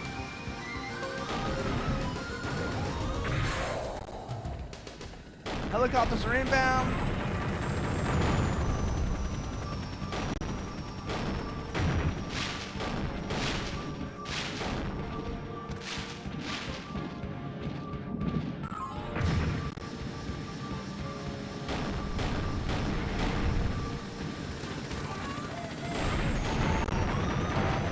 Okay, enemy AUGs dealt with. Where's that attack helicopter at?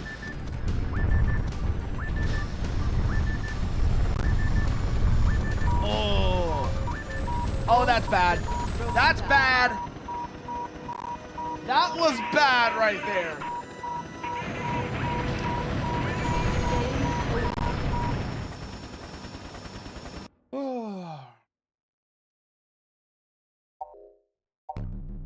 Your rank is just a decoration. God damn. God damn, they really did not like me that time.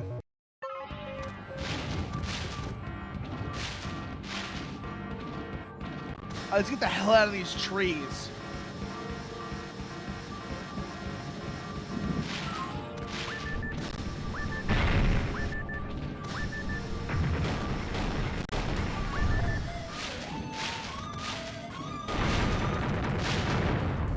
Okay, that's the first tree, the first group dealt with.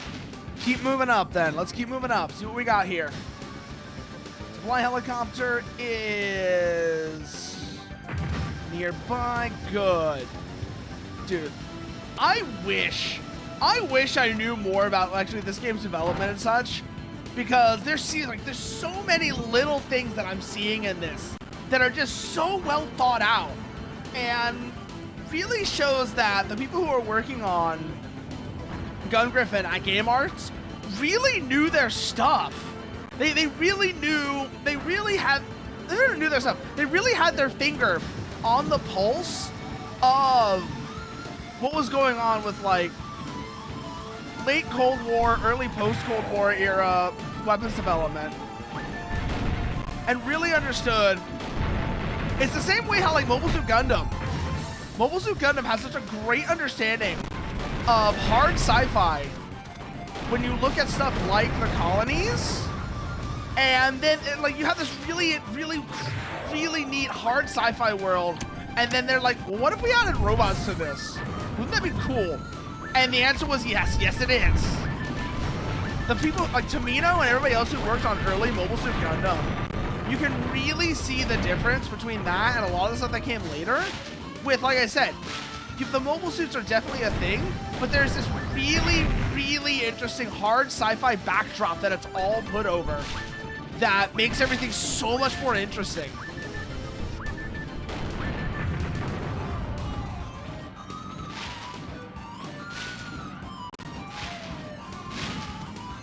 Like, if you really, sure, you can, if you really want to go into, like, pure hard sci-fi, of course a lot of the mobile suits are a terrible idea. But fuck it, they're cool. So, we will deviate from hard sci-fi in this regard because it's cool, and because it does a lot to bring a face back to the war, which would otherwise be a very, very cold and sterile thing.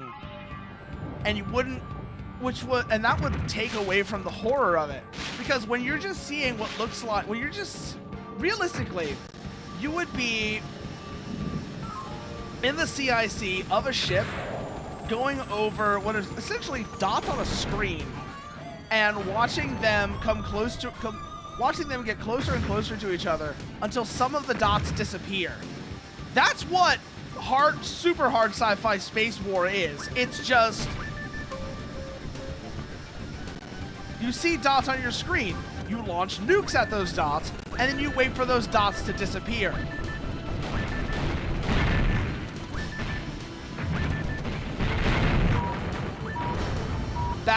Bad, bad, bad, bad, bad, bad, bad.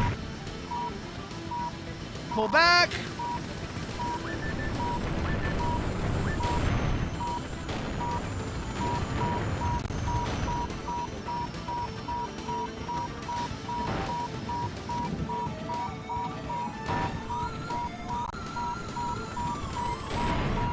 Another enemy helicopter down.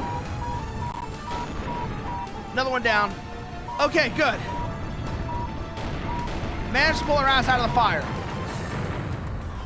Woo! That was way too close. That was entirely too close for comfort. Oy, that was awful.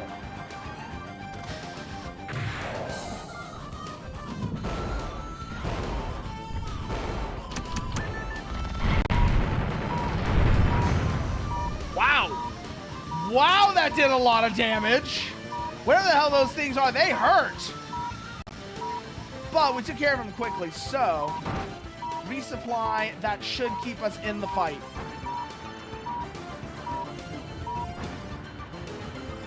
Oh.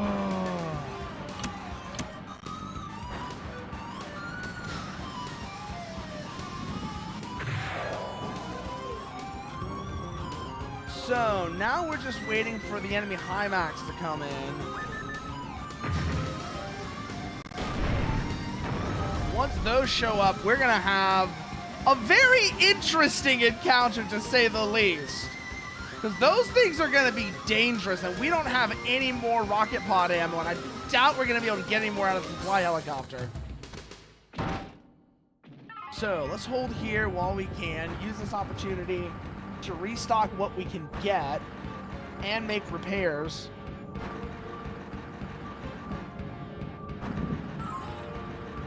Ooh.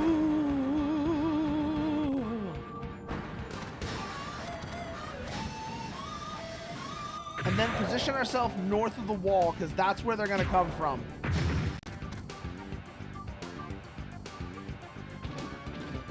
Fixed wings inbound. Let's get out of there. Let's get out of their bomb path.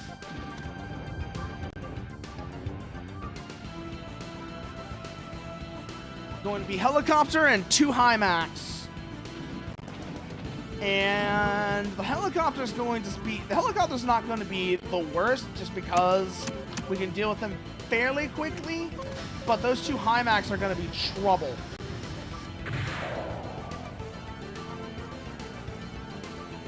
Where are they? Got them!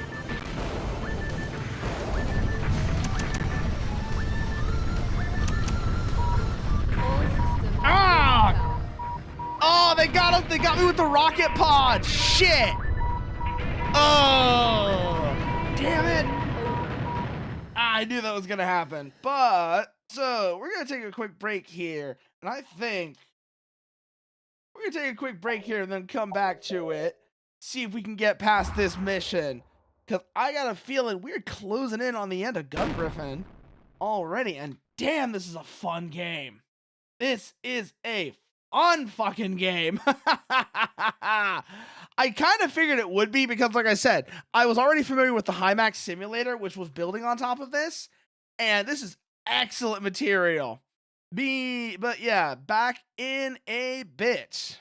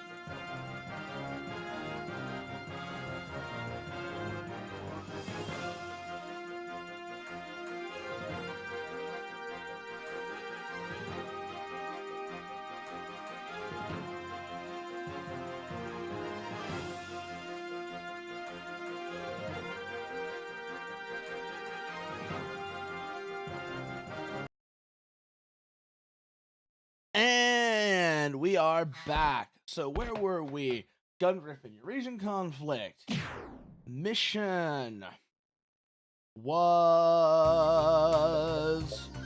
Datong. Well, I was also hey there, Dr. Anime. Good news, bad news. Mecha Break. Yeah, I knew Mecha Break was coming out on the 23rd, and no PS5. That doesn't really affect me. Fortunately, no PS5 release doesn't affect me. Fortunately, I could see if that's your main thing, why that would bother you. But thankfully, that is something I can basically ignore. Because I'm just gonna play it on PC at the end of the day. I am just gonna play it on PC, so that's not really a factor for me. But I can see how that might annoy somebody whose primary platform is PS5. Although on the same note, if your primary platform is PS5, I have questions.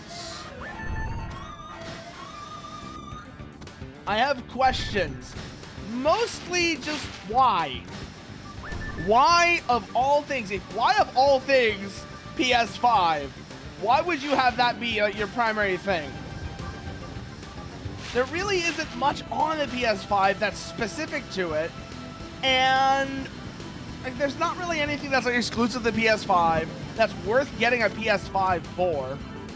You are basically because everything that's going to be a quote-unquote exclusive is stuff that will eventually port to PC.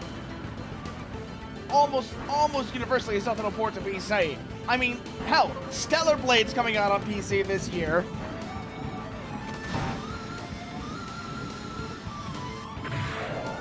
As it is. Only thing you might be missing out on is Bloodborne.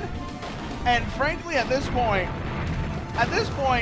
is it even really on PS5?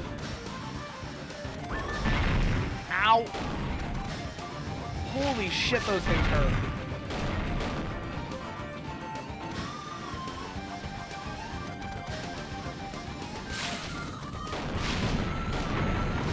Gotta remember, these things hurt. Because 2 shots brought me down from green to yellow. So that is a dangerous fucking enemy. Gonna have to remember that.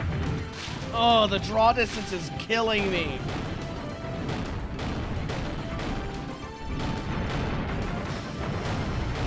The draw distance is killing me. Because there's so many times where it's like I can see something on my radar scope, but because it's too far away for the draw distance, I can't get a visual on it even if I go up into the air. And that's driving me kind of nuts. And I'm having all these moments where it's like, I want to engage them from standoff, but I can't. I want to engage them from further out, but I can't because the draw distance means they're not visible. Also, I was just reminded that there was another Gungriffon game that I completely forgot about on the original Xbox called Allied Strike, which is apparently really good. It's apparently closer to the original 2 games than to Blaze, which Blaze just does a lot that's weird. Blaze does a lot of things that are just strange. Most notably, so one of the most notable things that Blaze does that's different from the original Gungriffon games. The main thing with Blaze is a much more arcade game than the original games. Your rank is just a decoration. Start over from the beginning. I was wondering what this was.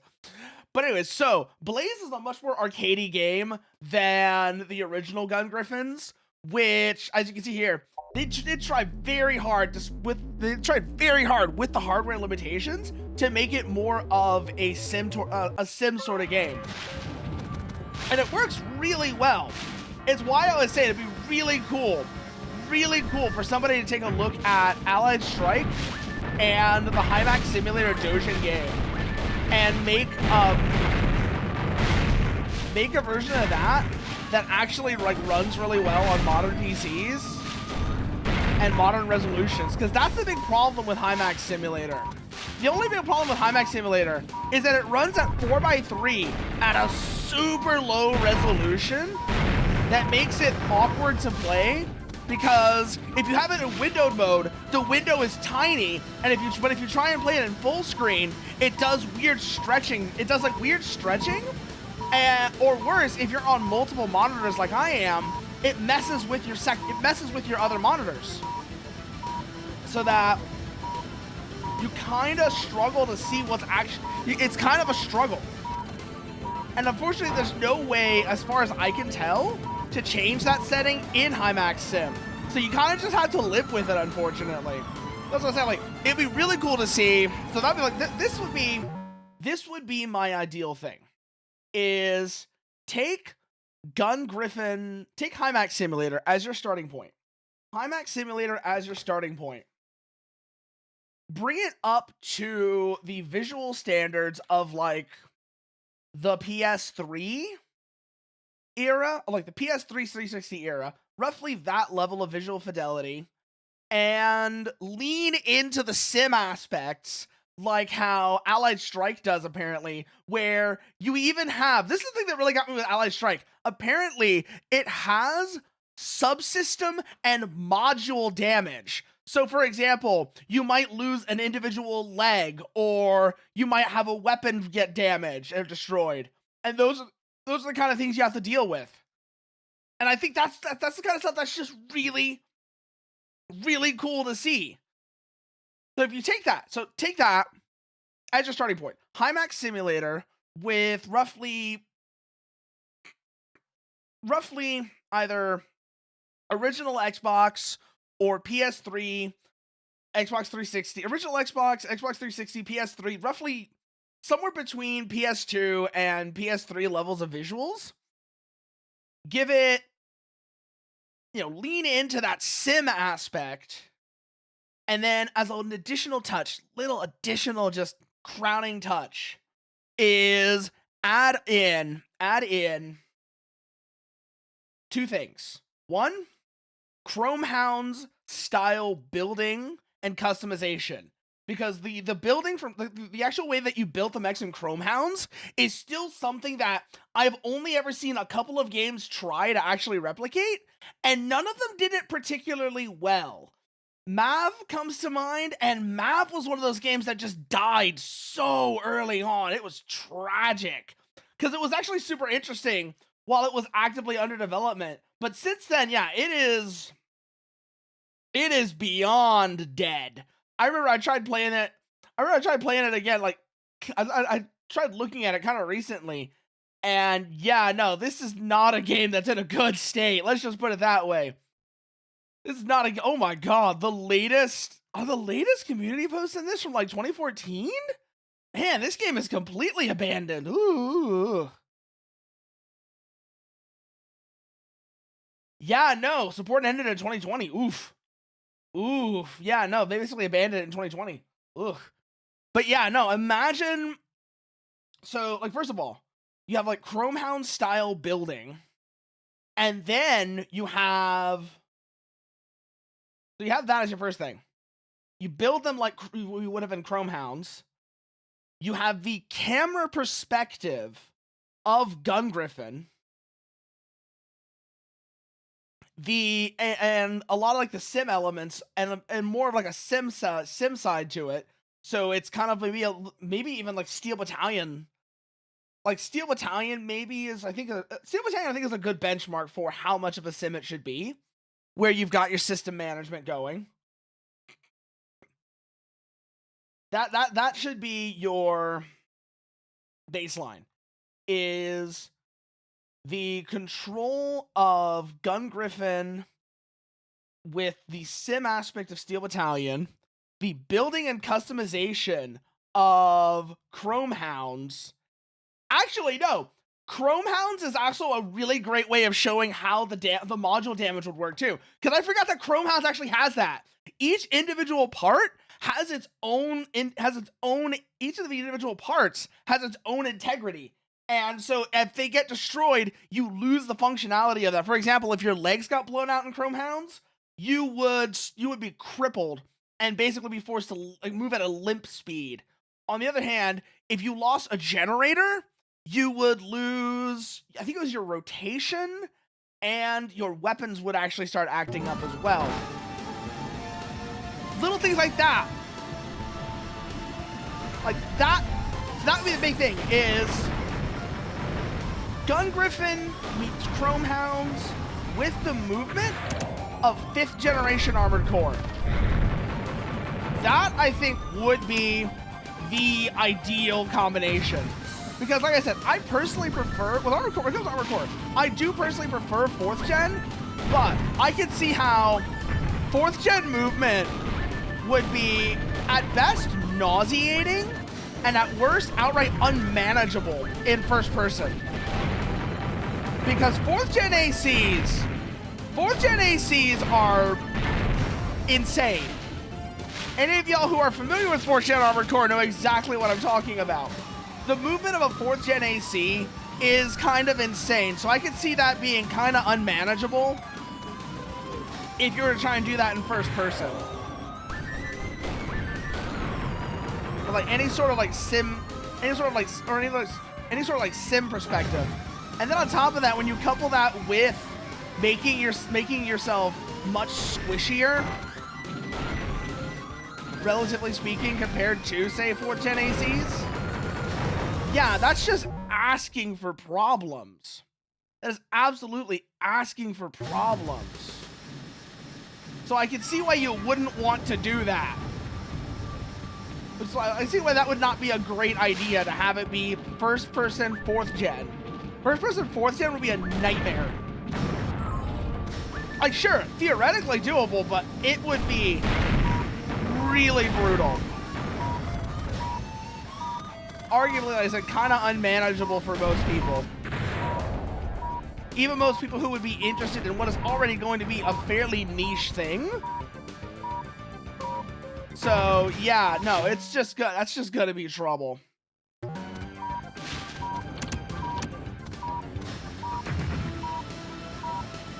So let's move up through here now. No, those are friendly, so we don't want to engage those.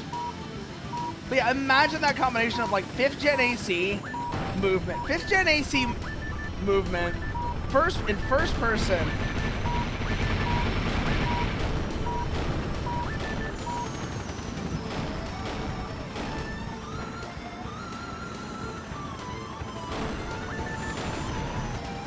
One down, where's the next one?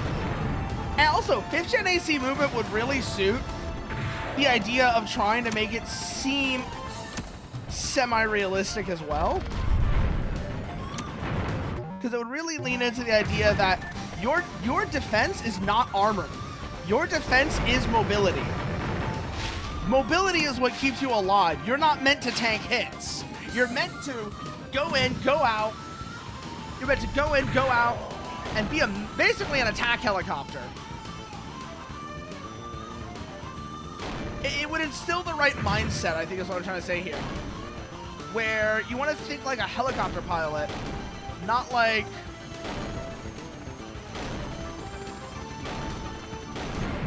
Well, basically, not like Mech Warrior. That's what it really comes down to in a nutshell, is not thinking like Mech Warrior.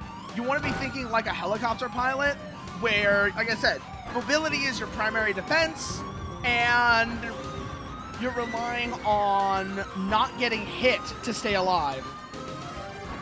That would be the way I would want to actually have all of it set up. And hell, this game, and even more so, like Gungriffon, and even more so, the Hymax Sim Dojin game, work very well to instill that mindset into the player, and it works beautifully. It works absolutely beautifully. I think I've gotten everything that's south of the wall. I just wanted to check for sure. Okay, we have gotten everything that's south of the wall, so back north we go. Hold position, let our jump recover. Just notice it recovers faster when we're not moving. So that actually is kind of an important thing to remember. There goes the strike aircraft. We don't need to worry about that. We're out of its path. So we can hold here, build up our jumps, which will be really important for engaging the inbound enemy HIMAX. Because we are going to be down 2-1, and we do not want to be in the path of their rocket pods.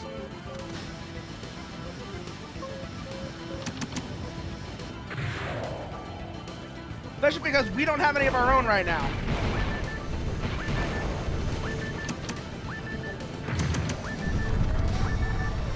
Because that's what happens if we do. Like I said, we wanted to try and avoid that situation.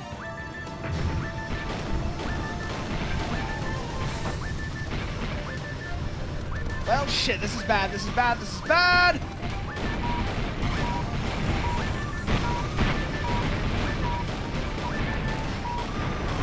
One enemy HIMAX down.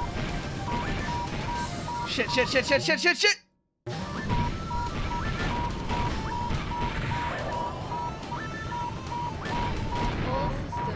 Oh, we got them right as they got us. Oh, that was so close. Mutual kill with the second enemy HIMAX. God damn it, that was so close.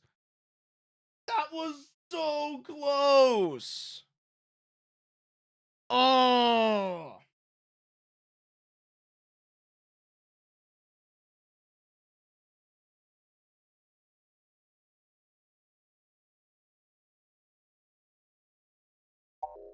Okay, so we're gonna want to save the RPs because I noticed we didn't really get much of a resupply on those. We are gonna want to save those for the enemy HIMAX at the end. Yeah, I know it's really tempting to engage the large AUGs with them just because they, yeah, no, mutually assured destruction indeed, Slep. Mutually assured destruction indeed.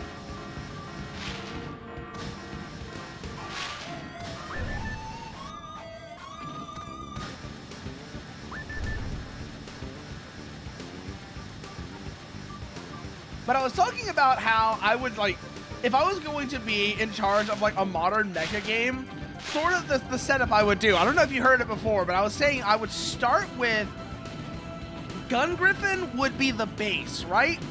Gungriffon would be the base of it, but specifically Gungriffon Allied Assault and Gungriffon Allied Strike. And the reason I would use Allied Strike as the base is because it introduced a lot of new systems that I think would really benefit a modern Gungriffon game. In particular, the big ones are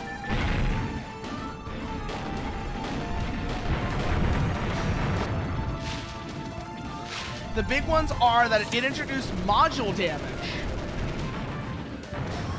It introduced a component, a module damage system to the series.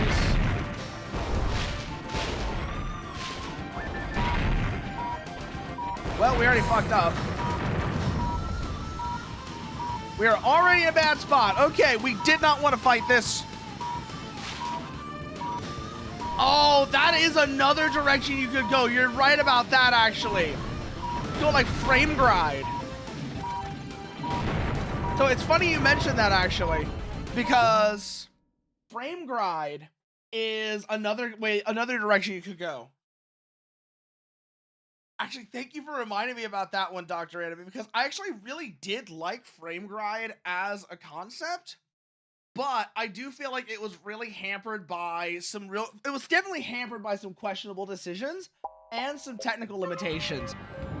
So the biggest limitations, the biggest decision it had that was a mistake, if you ask me, the biggest mistake that frame grind made was with its stats and how it represented them, which is something that which is weird when you consider that it's a FromSoft game. And FromSoft has historically been really good about detailed stats on items and such. But for some reason, with frame grind, they decided to use bar stats instead of numbers So you lose a layer of detail in a game that otherwise seems like it should be obsessively about detail. Because you are building your own night mecha, you would want to have all of that information that you would get from detailed number stats. So it just comes across as odd that that's not a thing in Frame Grind.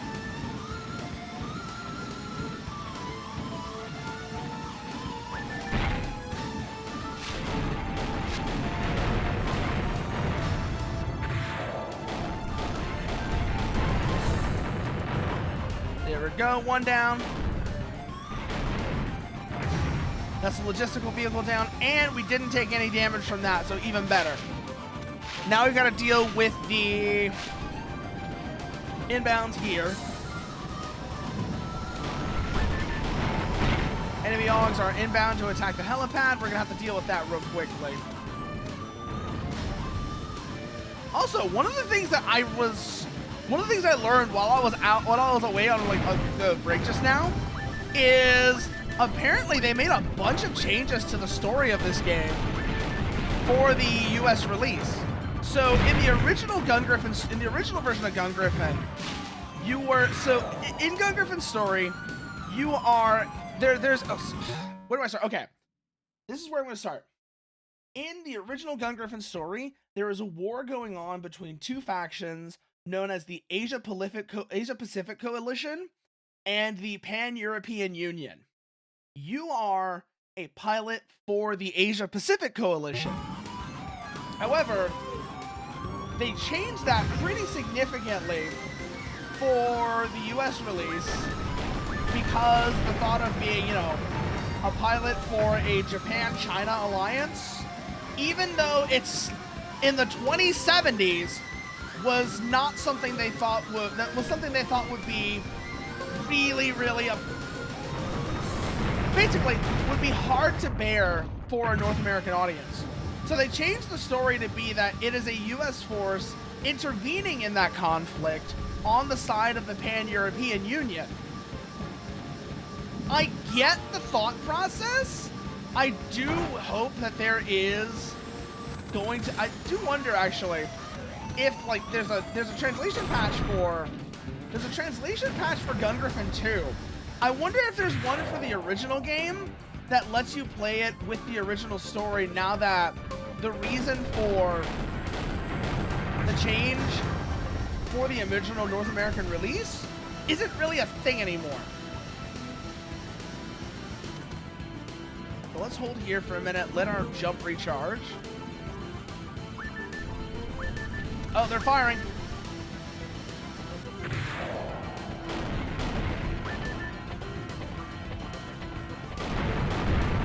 Okay, takes care of the big ones. Like I said, I wonder if there is a translation patch for that, because that could be really interesting.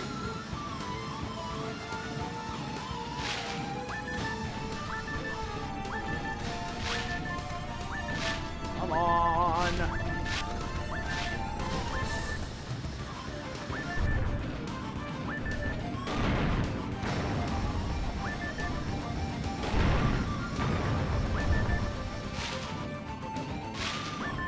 But also, just in general, one of the things I noticed about when I was playing this game, one of the things I noticed when I first started up this game, I should say, not when I was playing, one of the things I noticed when I first started up this game, in the intro cutscene, is the original Game Arts team that worked on this actually had a great understanding of late Cold War, early 90s future weapons programs, and really did a great job of constructing, based off of that, mostly believable near future weapon systems, with the notable exception of the Augs themselves. Pretty much everything else about the actual vehicles used is actually fairly believable, going off of what people knew about in the early 90s.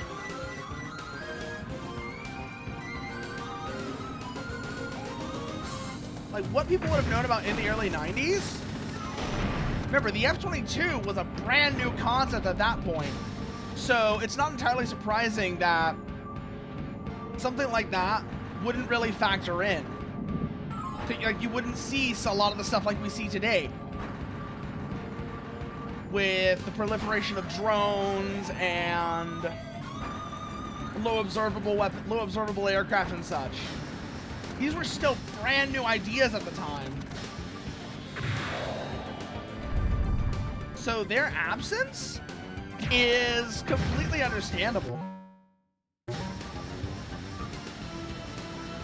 think there is a logistical vehicle left still to the south of the map. Allied forces might actually go and be able to get rid of it, but I probably should. Nope, there they are. Enemy HIMARS are inbound.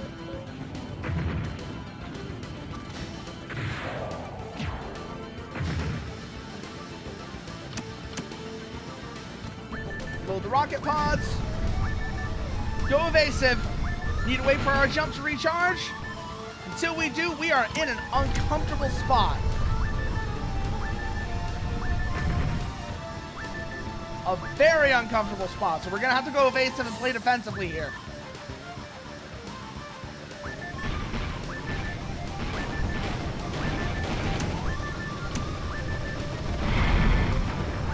One HIMARS down.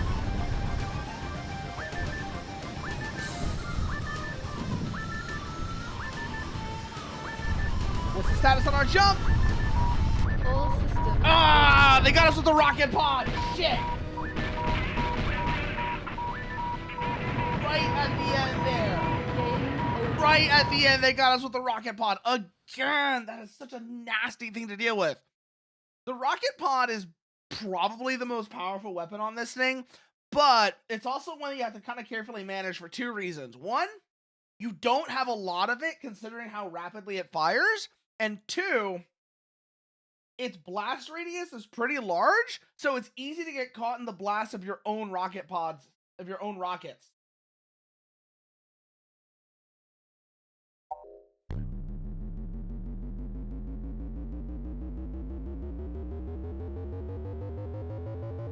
But yeah, no, Dr. Enemy, something like frame glide, 100% would be really cool.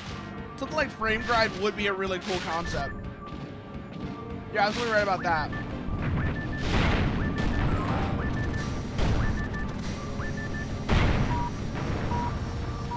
Okay, run like hell. Fucking trees!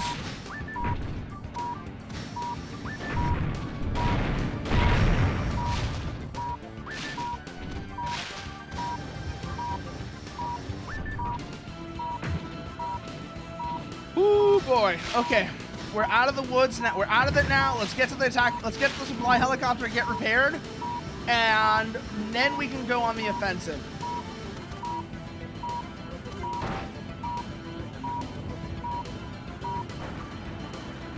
Okay. System is repaired. Waiting for jump to charge now.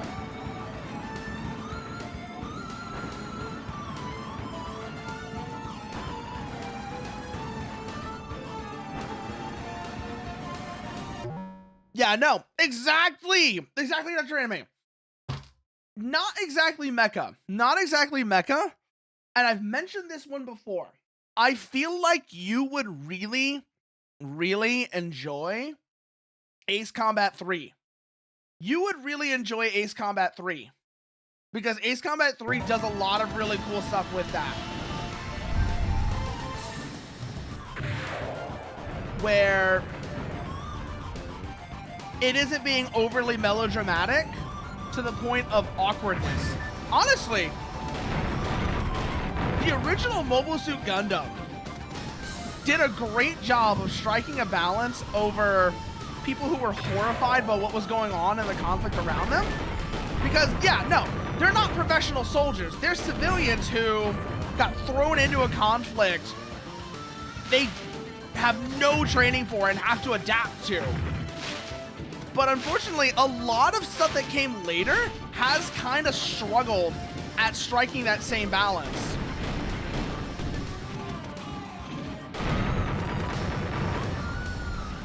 And you get kind of weird characters as a result who tend to be overly melodramatic. They're either, like you said, very whiny, or worse, they're either like very whiny or worse, even worse than that possibility, they're just edgelords. They're edgelords who are way too like, basically the thing. That or they're edgelords.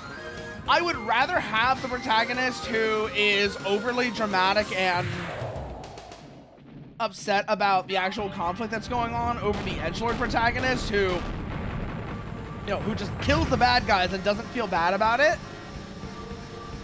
Because that is honestly, that gets really annoying really fast.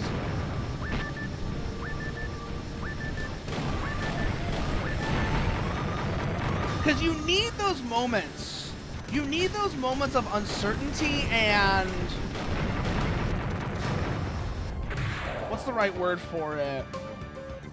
Basically, I'm talking about like the moment where Amuro, for example, in the original Mobile Suit Gundam, where Amuro, it's the thing that leads to Bright slapping him. You know the famous scene at the famous scene in Mobile Suit Gundam where Bright slaps Amuro, but before that, Amuro is having this moment of like extreme uncertainty where he really doesn't want to get back in the Gundam and fight because he's kind of traumatized by being thrown into a war that he had been largely shielded from up to that point. That is a brilliant moment. And that's why you need those moments that some people might say is like weak-minded or such to make the protagonist feel like an actual person. Otherwise, it's just it's cartoony in a very bad way. It's cartoony in a very bad way otherwise.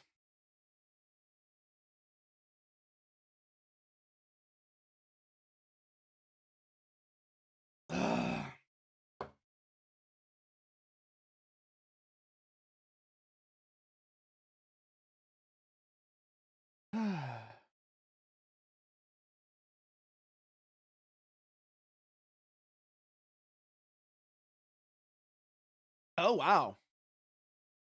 Oh, wow. So I'm learning more about the original lore of Gungriffon before the localization changed it to be a US intervention in the APC PEU conflict. So in the original version of Gungriffon, the Hymax that you're playing as was, so first of all, you're actually on the side of the Asia Pacific Coalition, but it was originally developed as a joint venture between the US and the Japanese, which is why Asia Pacific has an advantage over Pan Europe.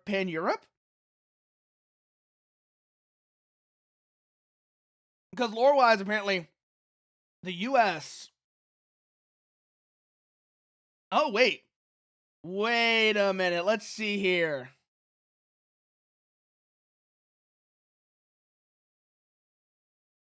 Oh.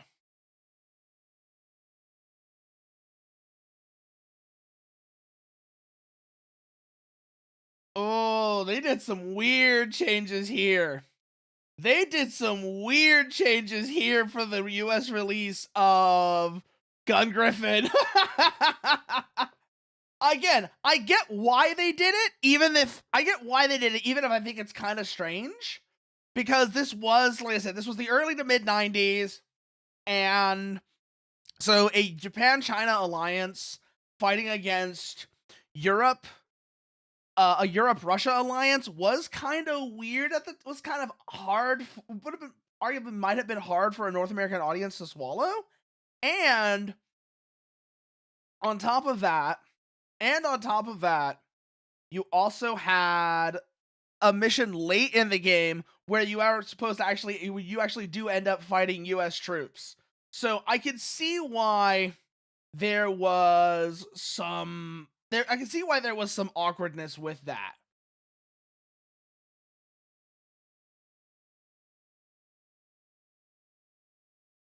Man, this actually makes me really want to try. This makes me really want to try.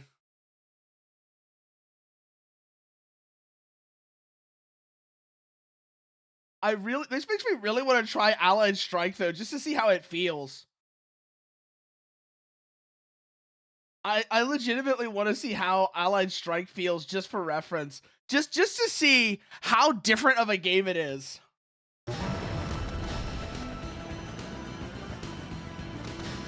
Because everything about it just seems like it's a very different beast. And it does, or rather, a lot of the stuff Game Arts wanted to do in the original titles was something they were only able to really achieve in Allied Strike. So I'm probably going to continue going through the Gungriffon series after this, just to see how that feels.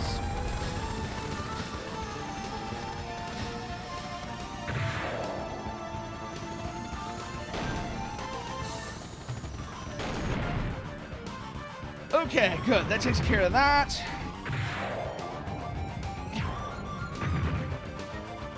Hold here for a minute. Let our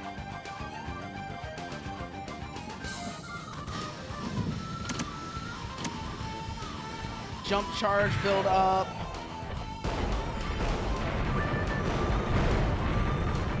Okay, takes care of those. Hold here again for the same reason.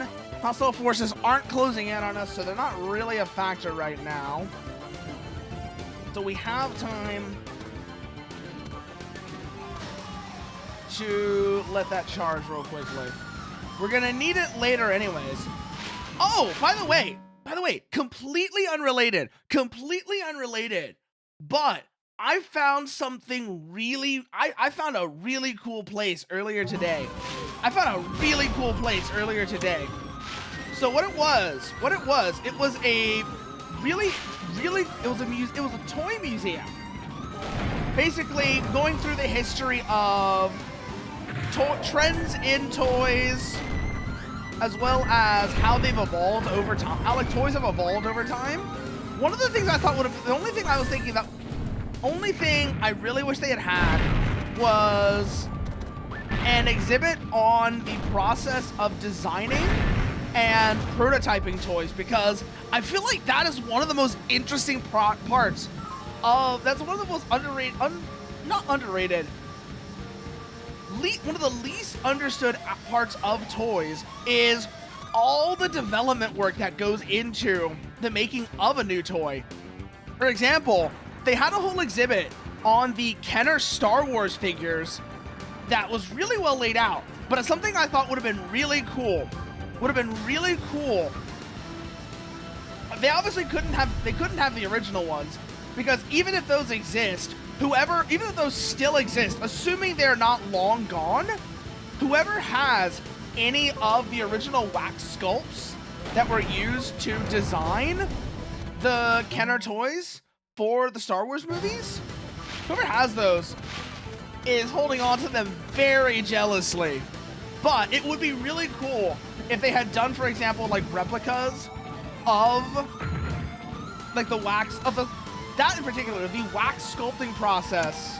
That is a big part of prototyping toys, like making prototypes for toys. That would be really cool to see.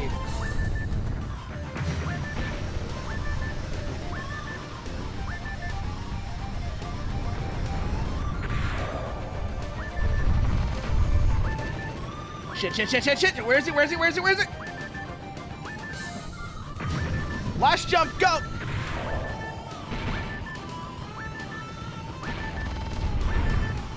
We got him!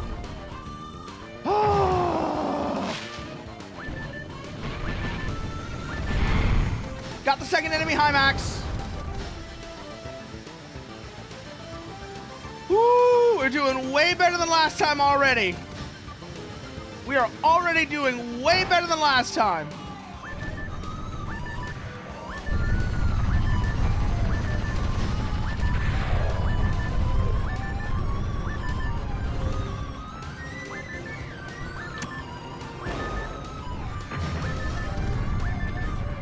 Watch it. Those Yag Panthers have that Yag Panther still has full rocket pods. So We're gonna have to come around and try and engage that differently. We don't have the option to do a rocket strafe on them, so this is gonna get interesting.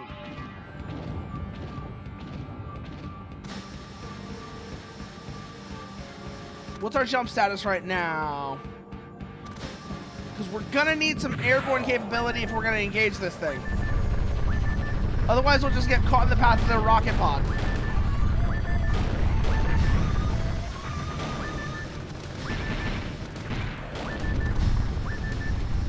Watch it, watch it, watch it, watch it. Okay, they're over the other side of the wall. Hold here, let our jump build up, then we'll re-engage.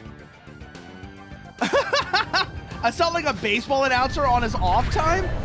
That is an interesting comparison, Falcon. Like, even as a compliment. That is not what I have ever heard. Oh God, oh God, oh God, oh God, oh God, oh God. That is exactly what we were trying to avoid. So we're on the back foot now. Let's load up ATM, see if we can...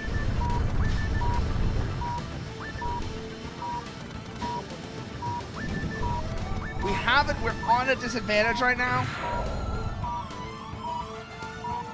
We're gonna need to correct. Got him! Mission complete. Woo! Woo! We got him! We got him! Got some bitch!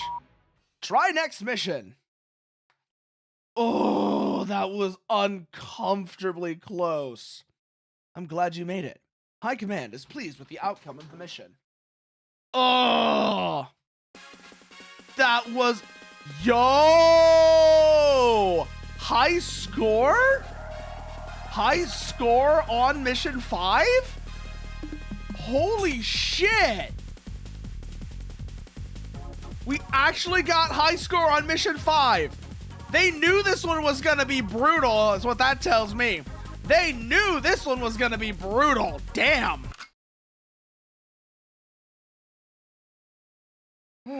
Okay. Lianyun Gang. Defend the C-17 until it takes off.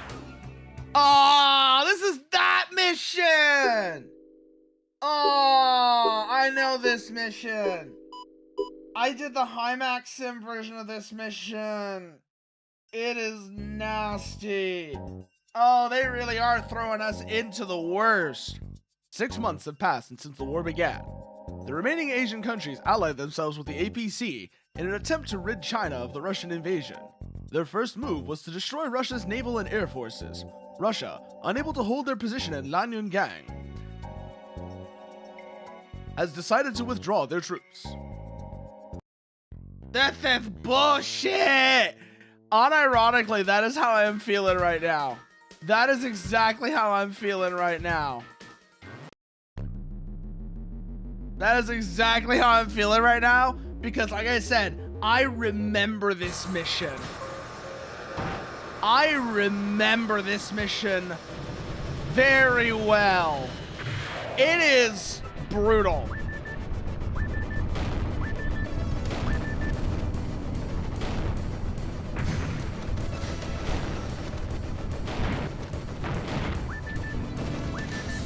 Yo, those are Bradleys.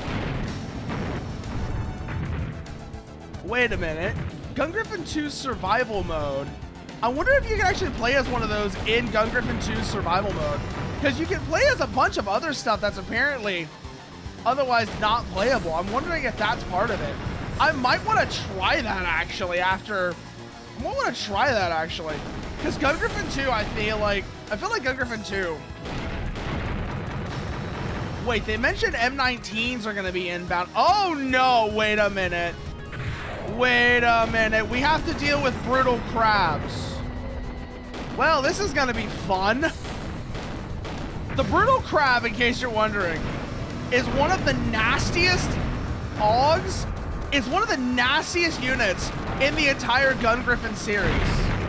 It has more firepower than any of the other HIMAX units. The trade-off being, it is less agile, but it brings a lot of hurt to the party, and it's faster. It's faster than any of the other HIMAX units, and it has more firepower than any of them. So, the fact that we're gonna have to deal with brutal crabs, I forgot that. I remember that is why I did not enjoy this mission, is we have to deal with brutal crabs. When playing dating sim, how long? I don't know what that question you're asking is, Dr. Anime. You're talking about, I guess that you're saying something about speedrunning dating sims, but other than that, I'm kind of at a loss for what any of that means. Unfortunately, I'm kind of at a loss for what any of that means. And no more because I've never actually played dating sims myself. Whoa, that was a 117.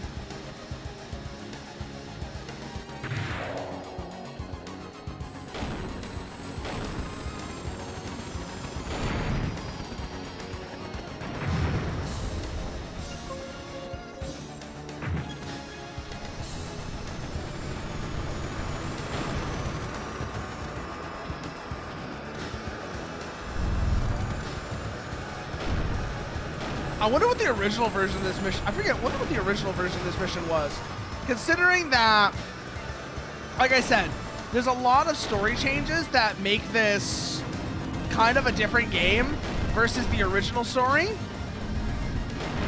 I do wonder what the original story for this mission was, where you're defending this transport plane.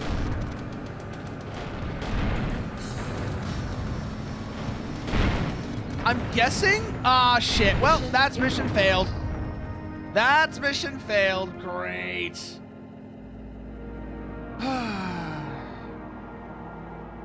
Game over. I do wonder what the original, you have disappointed us. You better start over. I do wonder what the original situation, the original story for this mission was. Considering that, like I said, in the original version of this game, before they, you know, in the original like version of this game, you're playing as an Asia Pacific Coalition pilot, rather than what it was changed to for the North American release. I do wonder, like I said, I wonder what the original story was for this mission.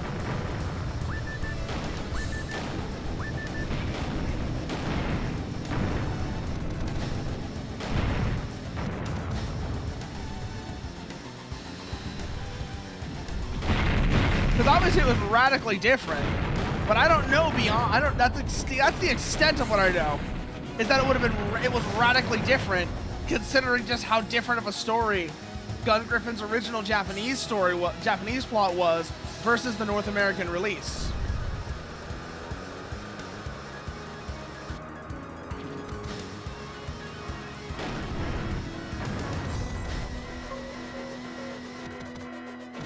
The flight helicopter has entered the AO.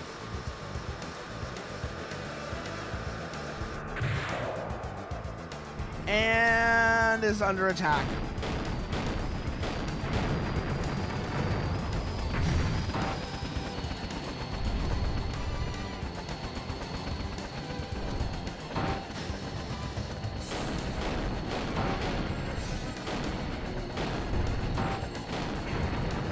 Okay, that takes care of the heavy augs.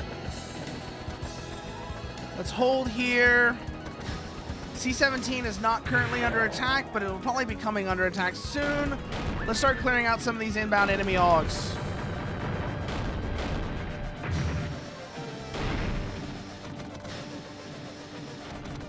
Come back around. Good, that takes care of that. Aircraft is inbound. Is that fixed wing or rotary? Fixed wing, okay. Not really my problem right now is what that means. But these, on the other hand, are.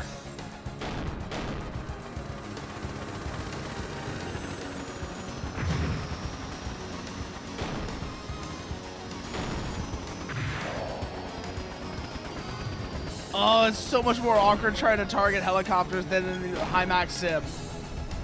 I mentioned this before. It's still true though.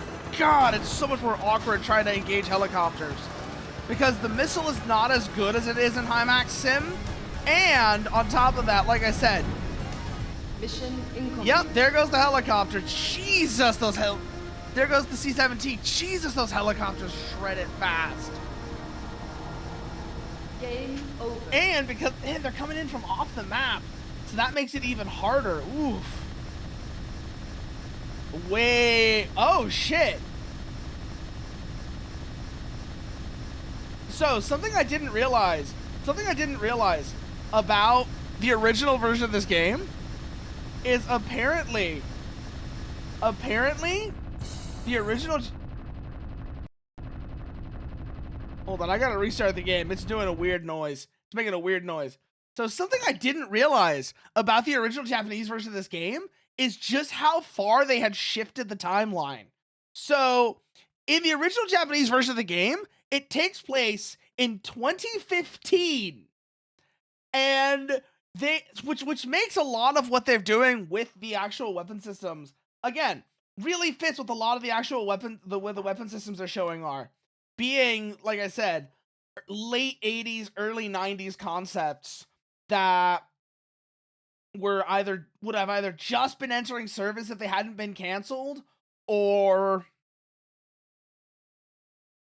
had just come off the drawing board.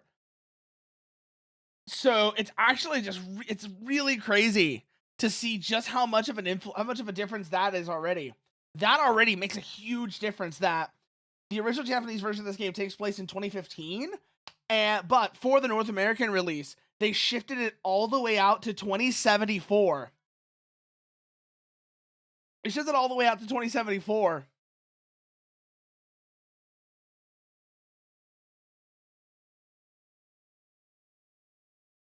Regardless, damn. That is a huge difference right there.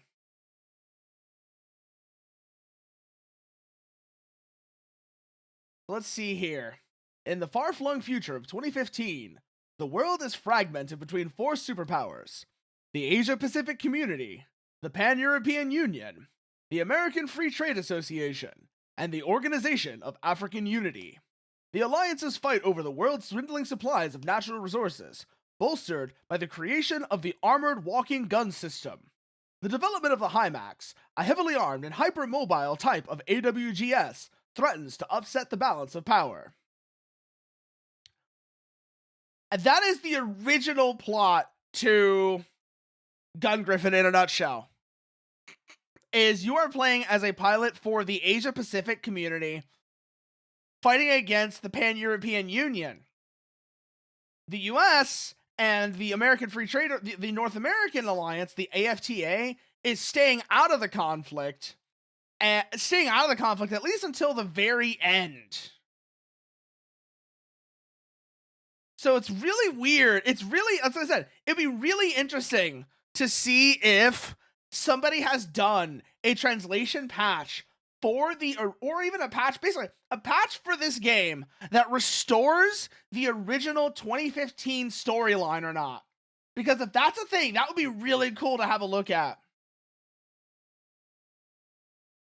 Ooh, I want to have a look around actually and see that now. I want to see if that's a thing now. I want to see if that's a thing now.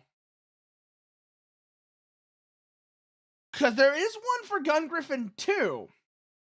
There's one for Gungriffon 2, which is really good, actually. I want to see if there's one for the first Gungriffon.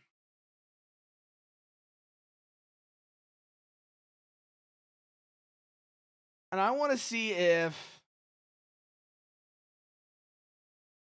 Basically, I want to see if there is a delocalized version of Gungriffon. It's basically what I want to see. It's if that is a thing that exists.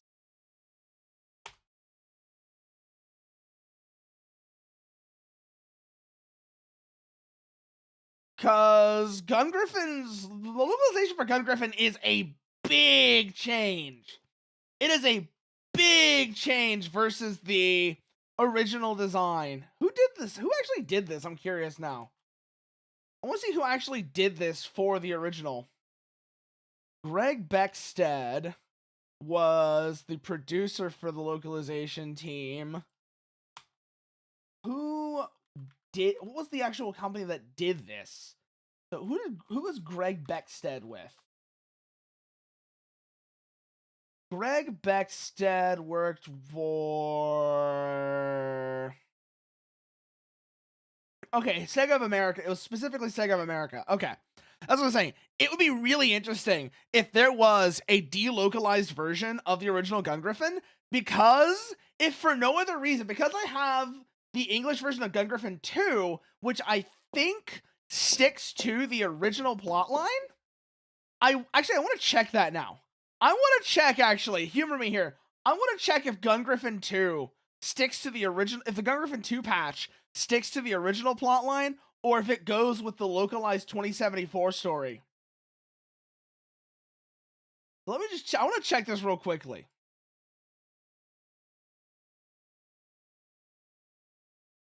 Just to see whether it does or not. I say, if you'll just humor me here for a minute. I want to see what storyline it's going off of.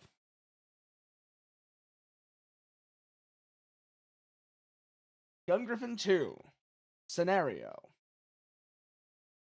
It is using the original story. Okay.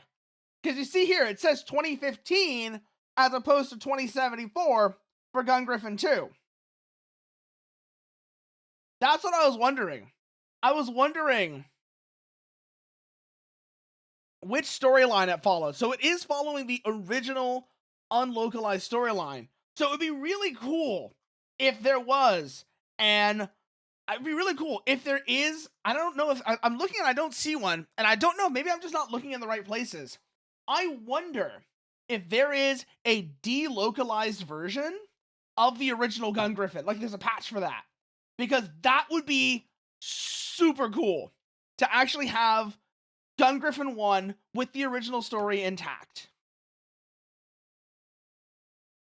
Because the reasons why they changed it, like I said, the reasons why they changed it, I understand the thought process in 1996 for why they would have changed it, but I feel like people these days would understand well enough that just because of how this fictional war is going,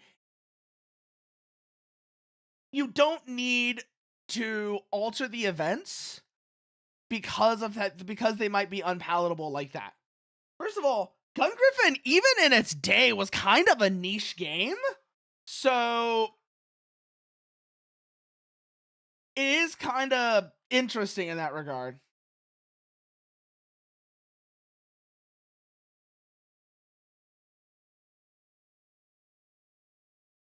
I'm not intentionally leaving it. I just had to deal with some guys out here at the edge of the map before they became too much of a problem. I was pretty sure the friendly Augs would be able to handle this situation anyways.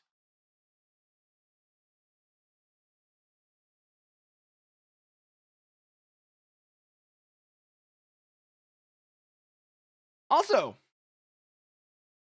in a lot of ways, ironically enough, the fact that you end up fighting U.S. troops in the final mission, where they have, in like the final mission, later missions, where you have to deal with the brutal crab, does kind of paint the North American alliance in a very interesting light. Because, first of all, the fact that the Asia Pacific HIMAX was only possible due to North American assistance, and then the absolute monster that is the brutal crab does a lot to really paint the North American faction kind of flatteringly, as they are the most advanced faction when it comes to AUG's development. Let's see here. I found one weird game for the PS2. I found one weird game ever is show PS2 Japan game anime, but never show ever sell any regions. But is one show anime OVA only have 10 minutes? The game's called Ichigechi Sachu Hoi Hoi San. Let's see what this is. Now you got me curious. You've got my curiosity. You got my curiosity here, Dr. Anime. What is this? Ichigeki Sachu Hoi Hoi San is a PS2, is a manga. So originally, first it was a manga. So that's what I'm getting on. Look at this now. manga by Kunihiko Tanaka that later led to a PS2 game and a short and an anime short. So apparently there's only the 10-minute anime short. There's no other anime related to that. It's originally a manga and the game came later. I kind of want to see what the gameplay of this is now that I'm looking at you're mentioning it. Let's see, what is this? Oh, this is adorable! This is adorable. It looks super clunky, but at the same time, the character design is really cute. And you're just fighting cockroaches. This is actually really cute. It looks super clunky and awful and awkward to play, but it's also really cute. Kind of makes me think of it similar to how I would one of the Simple Series games, where the concept is actually really neat.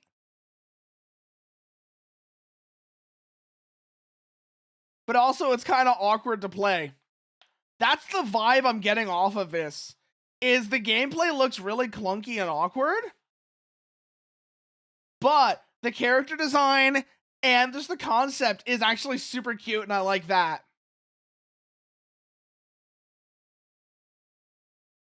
Any new inbounds? Not yet. There's going to be helicopters inbound soon. Strike jet just went over. Take this opportunity to resupply while we can. We're going to need it. Here come the helicopters.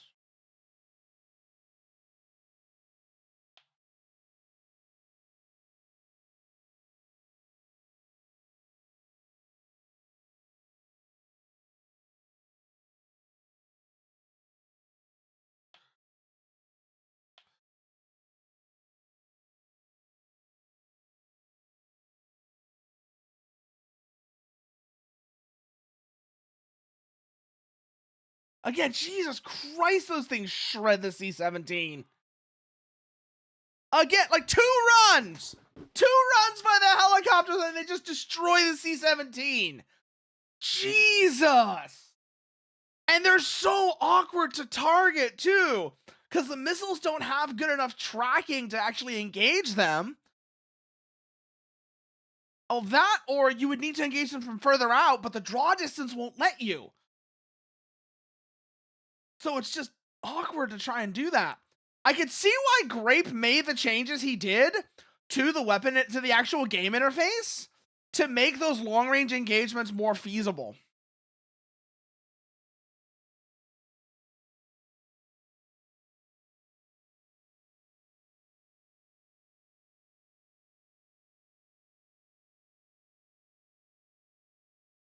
Because, oh man, trying to actually engage these helicopters is a nightmare, especially like once they start maneuvering, forget it. If you can get them to try and joust you, it's doable, but once they start maneuvering, forget it.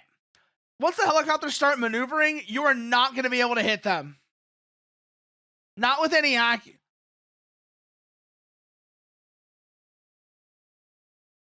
not like any reasonable sense.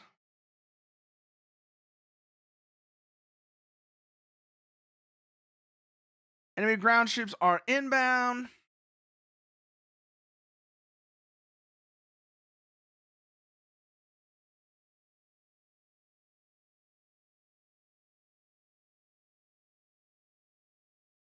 Okay, take this chance to resupply.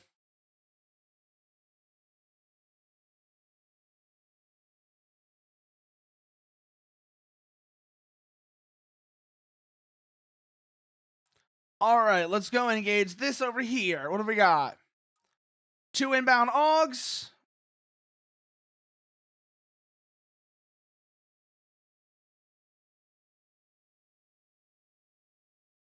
Jet's going to be coming overhead. Get out of its path. That should just leave the helicopters, which are my goddamn nightmare right now.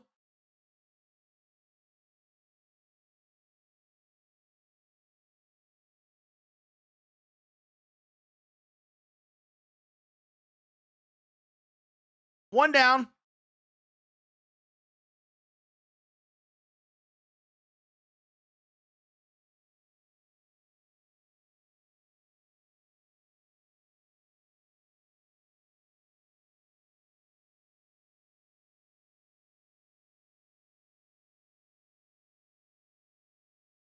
Okay, helicopters are down. We can focus on the ground forces now.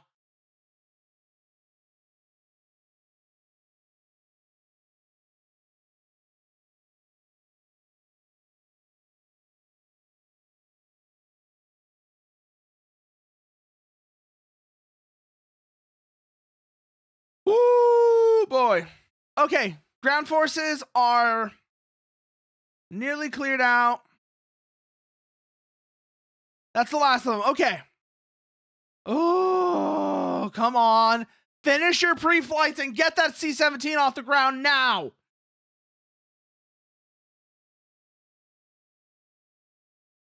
I don't know what they're doing here. Here comes another bomber. Inbound AUGs, where are they coming from? Northwest.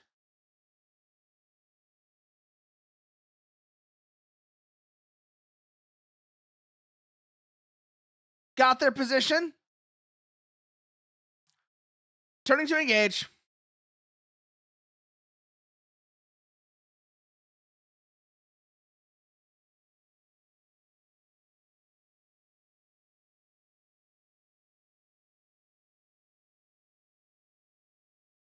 Honestly, you know what would be another great concept? Another great way to do something like Gungriffon? Are any of y'all familiar with Battlefield 2142?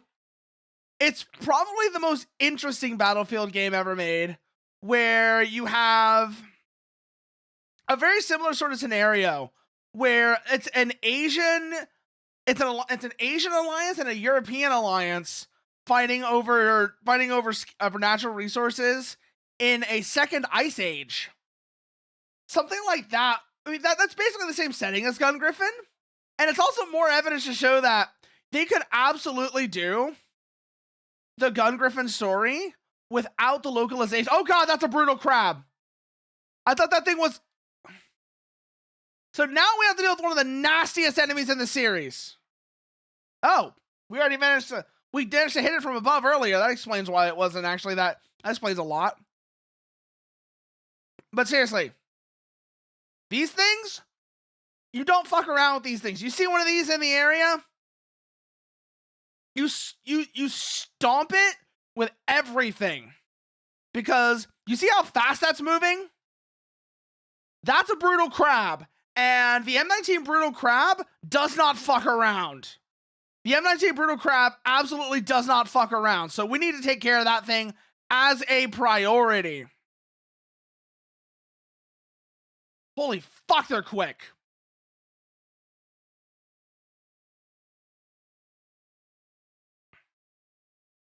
Come around, come around.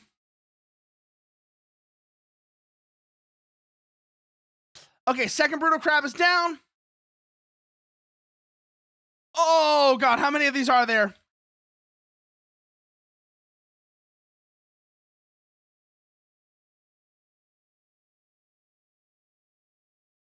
Okay, it's another one down.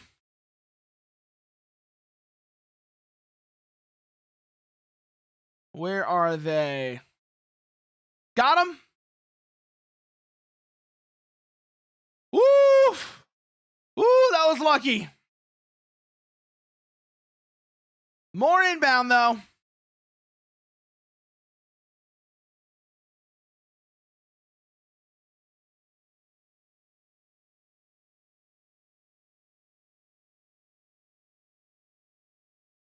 Woof, lucky.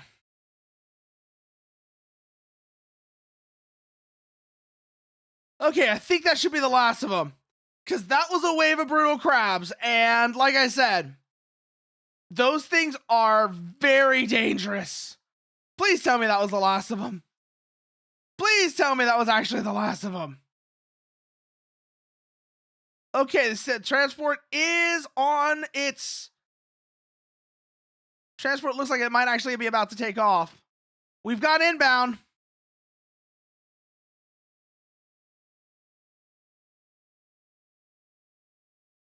Watch it. We don't want collateral. Okay, that takes care of the brutal crab. Where's that artillery inbound from? Southwest.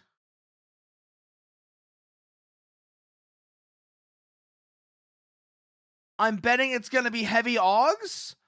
Oh fuck. Okay, that's an aircraft. But we've got HIMAX in the area. Looks like VW1.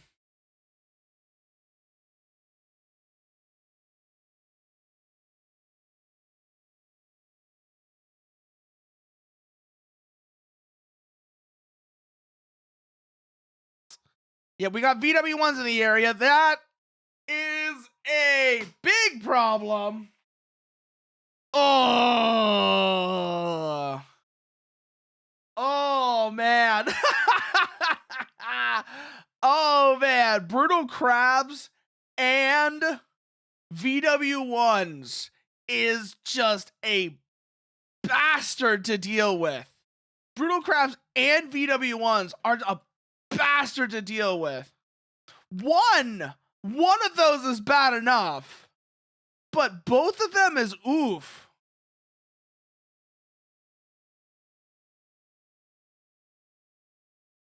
Did none of that hit? Did none of that hit?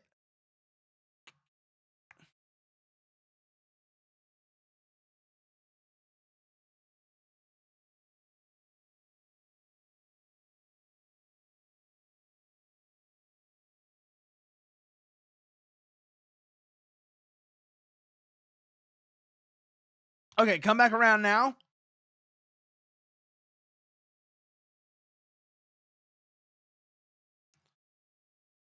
Good. Friendly augs are currently covering. Gave us time to move in and engage enemy main force.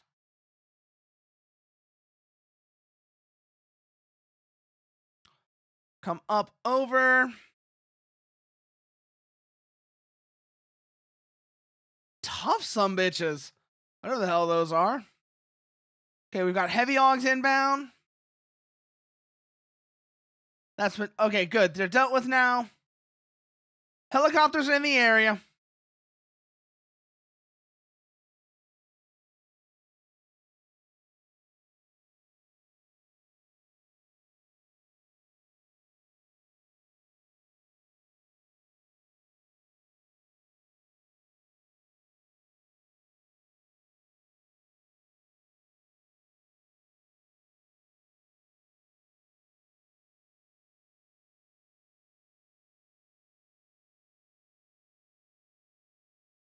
Okay, helicopters. Okay, that wasn't the helicopter's false alarm, but we are gonna have to deal with those soon enough if they haven't been. If the AI didn't somehow manage to successfully get them, which I'm kind of wondering now because that was weirdly quick for them to deal with the hell. That was weirdly. That would be weirdly quick if that was the enemy helicopters just now.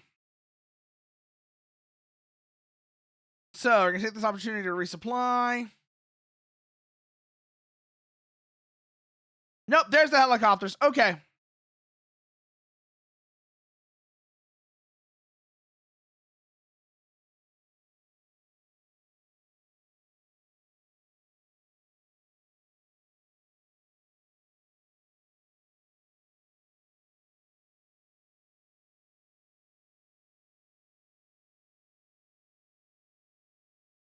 One down.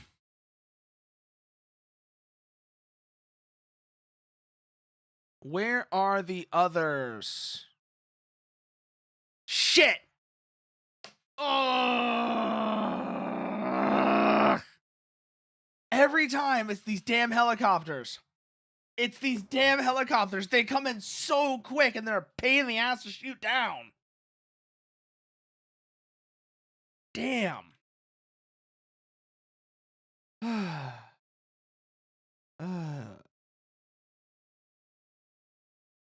want to see what else is in this. I'm just curious. Curious to see what else is in this game. Allied strike has no ending. Anything here? No.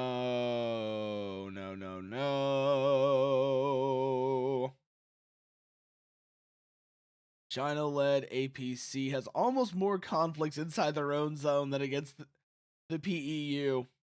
Sino-Vietnamese and Sino-Tibetan conflicts, tensions between China and Japan, attempted defections, China's civil war. Oh, man. Oh, man. That's actually just kind of wild.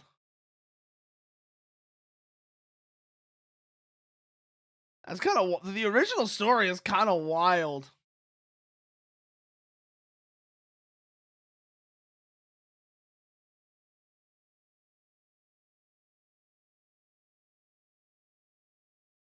Takeshi Miyagi. That was the name of the guy behind the first two games. Okay. Ooh. This is but yeah, no, this is a great fucking game. This is a great fucking game. God damn. But also, my voice is kind of feeling it right now. So, unfortunately, I think even though we are stuck on this last mission, this is where we're going to call it. I know, we were only doing Gungriffon. We didn't actually get to, we didn't get to Bulk Slash or Gungriffon 2, unfortunately. But this is unfortunately what we're going to call it, because I can feel it in my voice. Oh, it is not good. It is not good. So let's see who's on we can go say hello to. Who is on we can go say hello to? Let's see. Ashton, what is she doing? Something about combat arms. Oh, okay. That is an interesting choice of things to be playing. Let's see what else we got. Zabumbi is also doing retro games. Little Nikto, we rated last time. Psyche's playing Metroid Prime 2. Who else is around? Freya's playing more Dave the Diver. Who else? Who else is on? Haru's playing Faith. Haru Mizuki's playing Faith. Tenshi is playing Helldivers 2.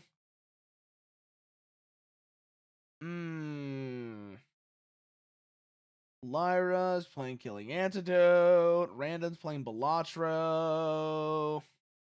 I thought I saw Akaron just now. Did she just end? Or did I just miss her? Let's go see. I want to go see if she's still on or not. I want to see if she is still on. I want to see what she's working on. We might actually... No, she did just end. Okay. Who else is around? Oh, Nero's on. Let's go say hi to Nero. See what he's up to. Let's go see what Nero... Yeah, let's go see what Cosinero is up to. Oh, wait, no. I got to remember the underscore. There we go. And as always, you want to see what I'm doing off stream. These are all the places you can find me. And as for the raid message, let me get that right now. Where is it? There it is. Here we go. The raid message.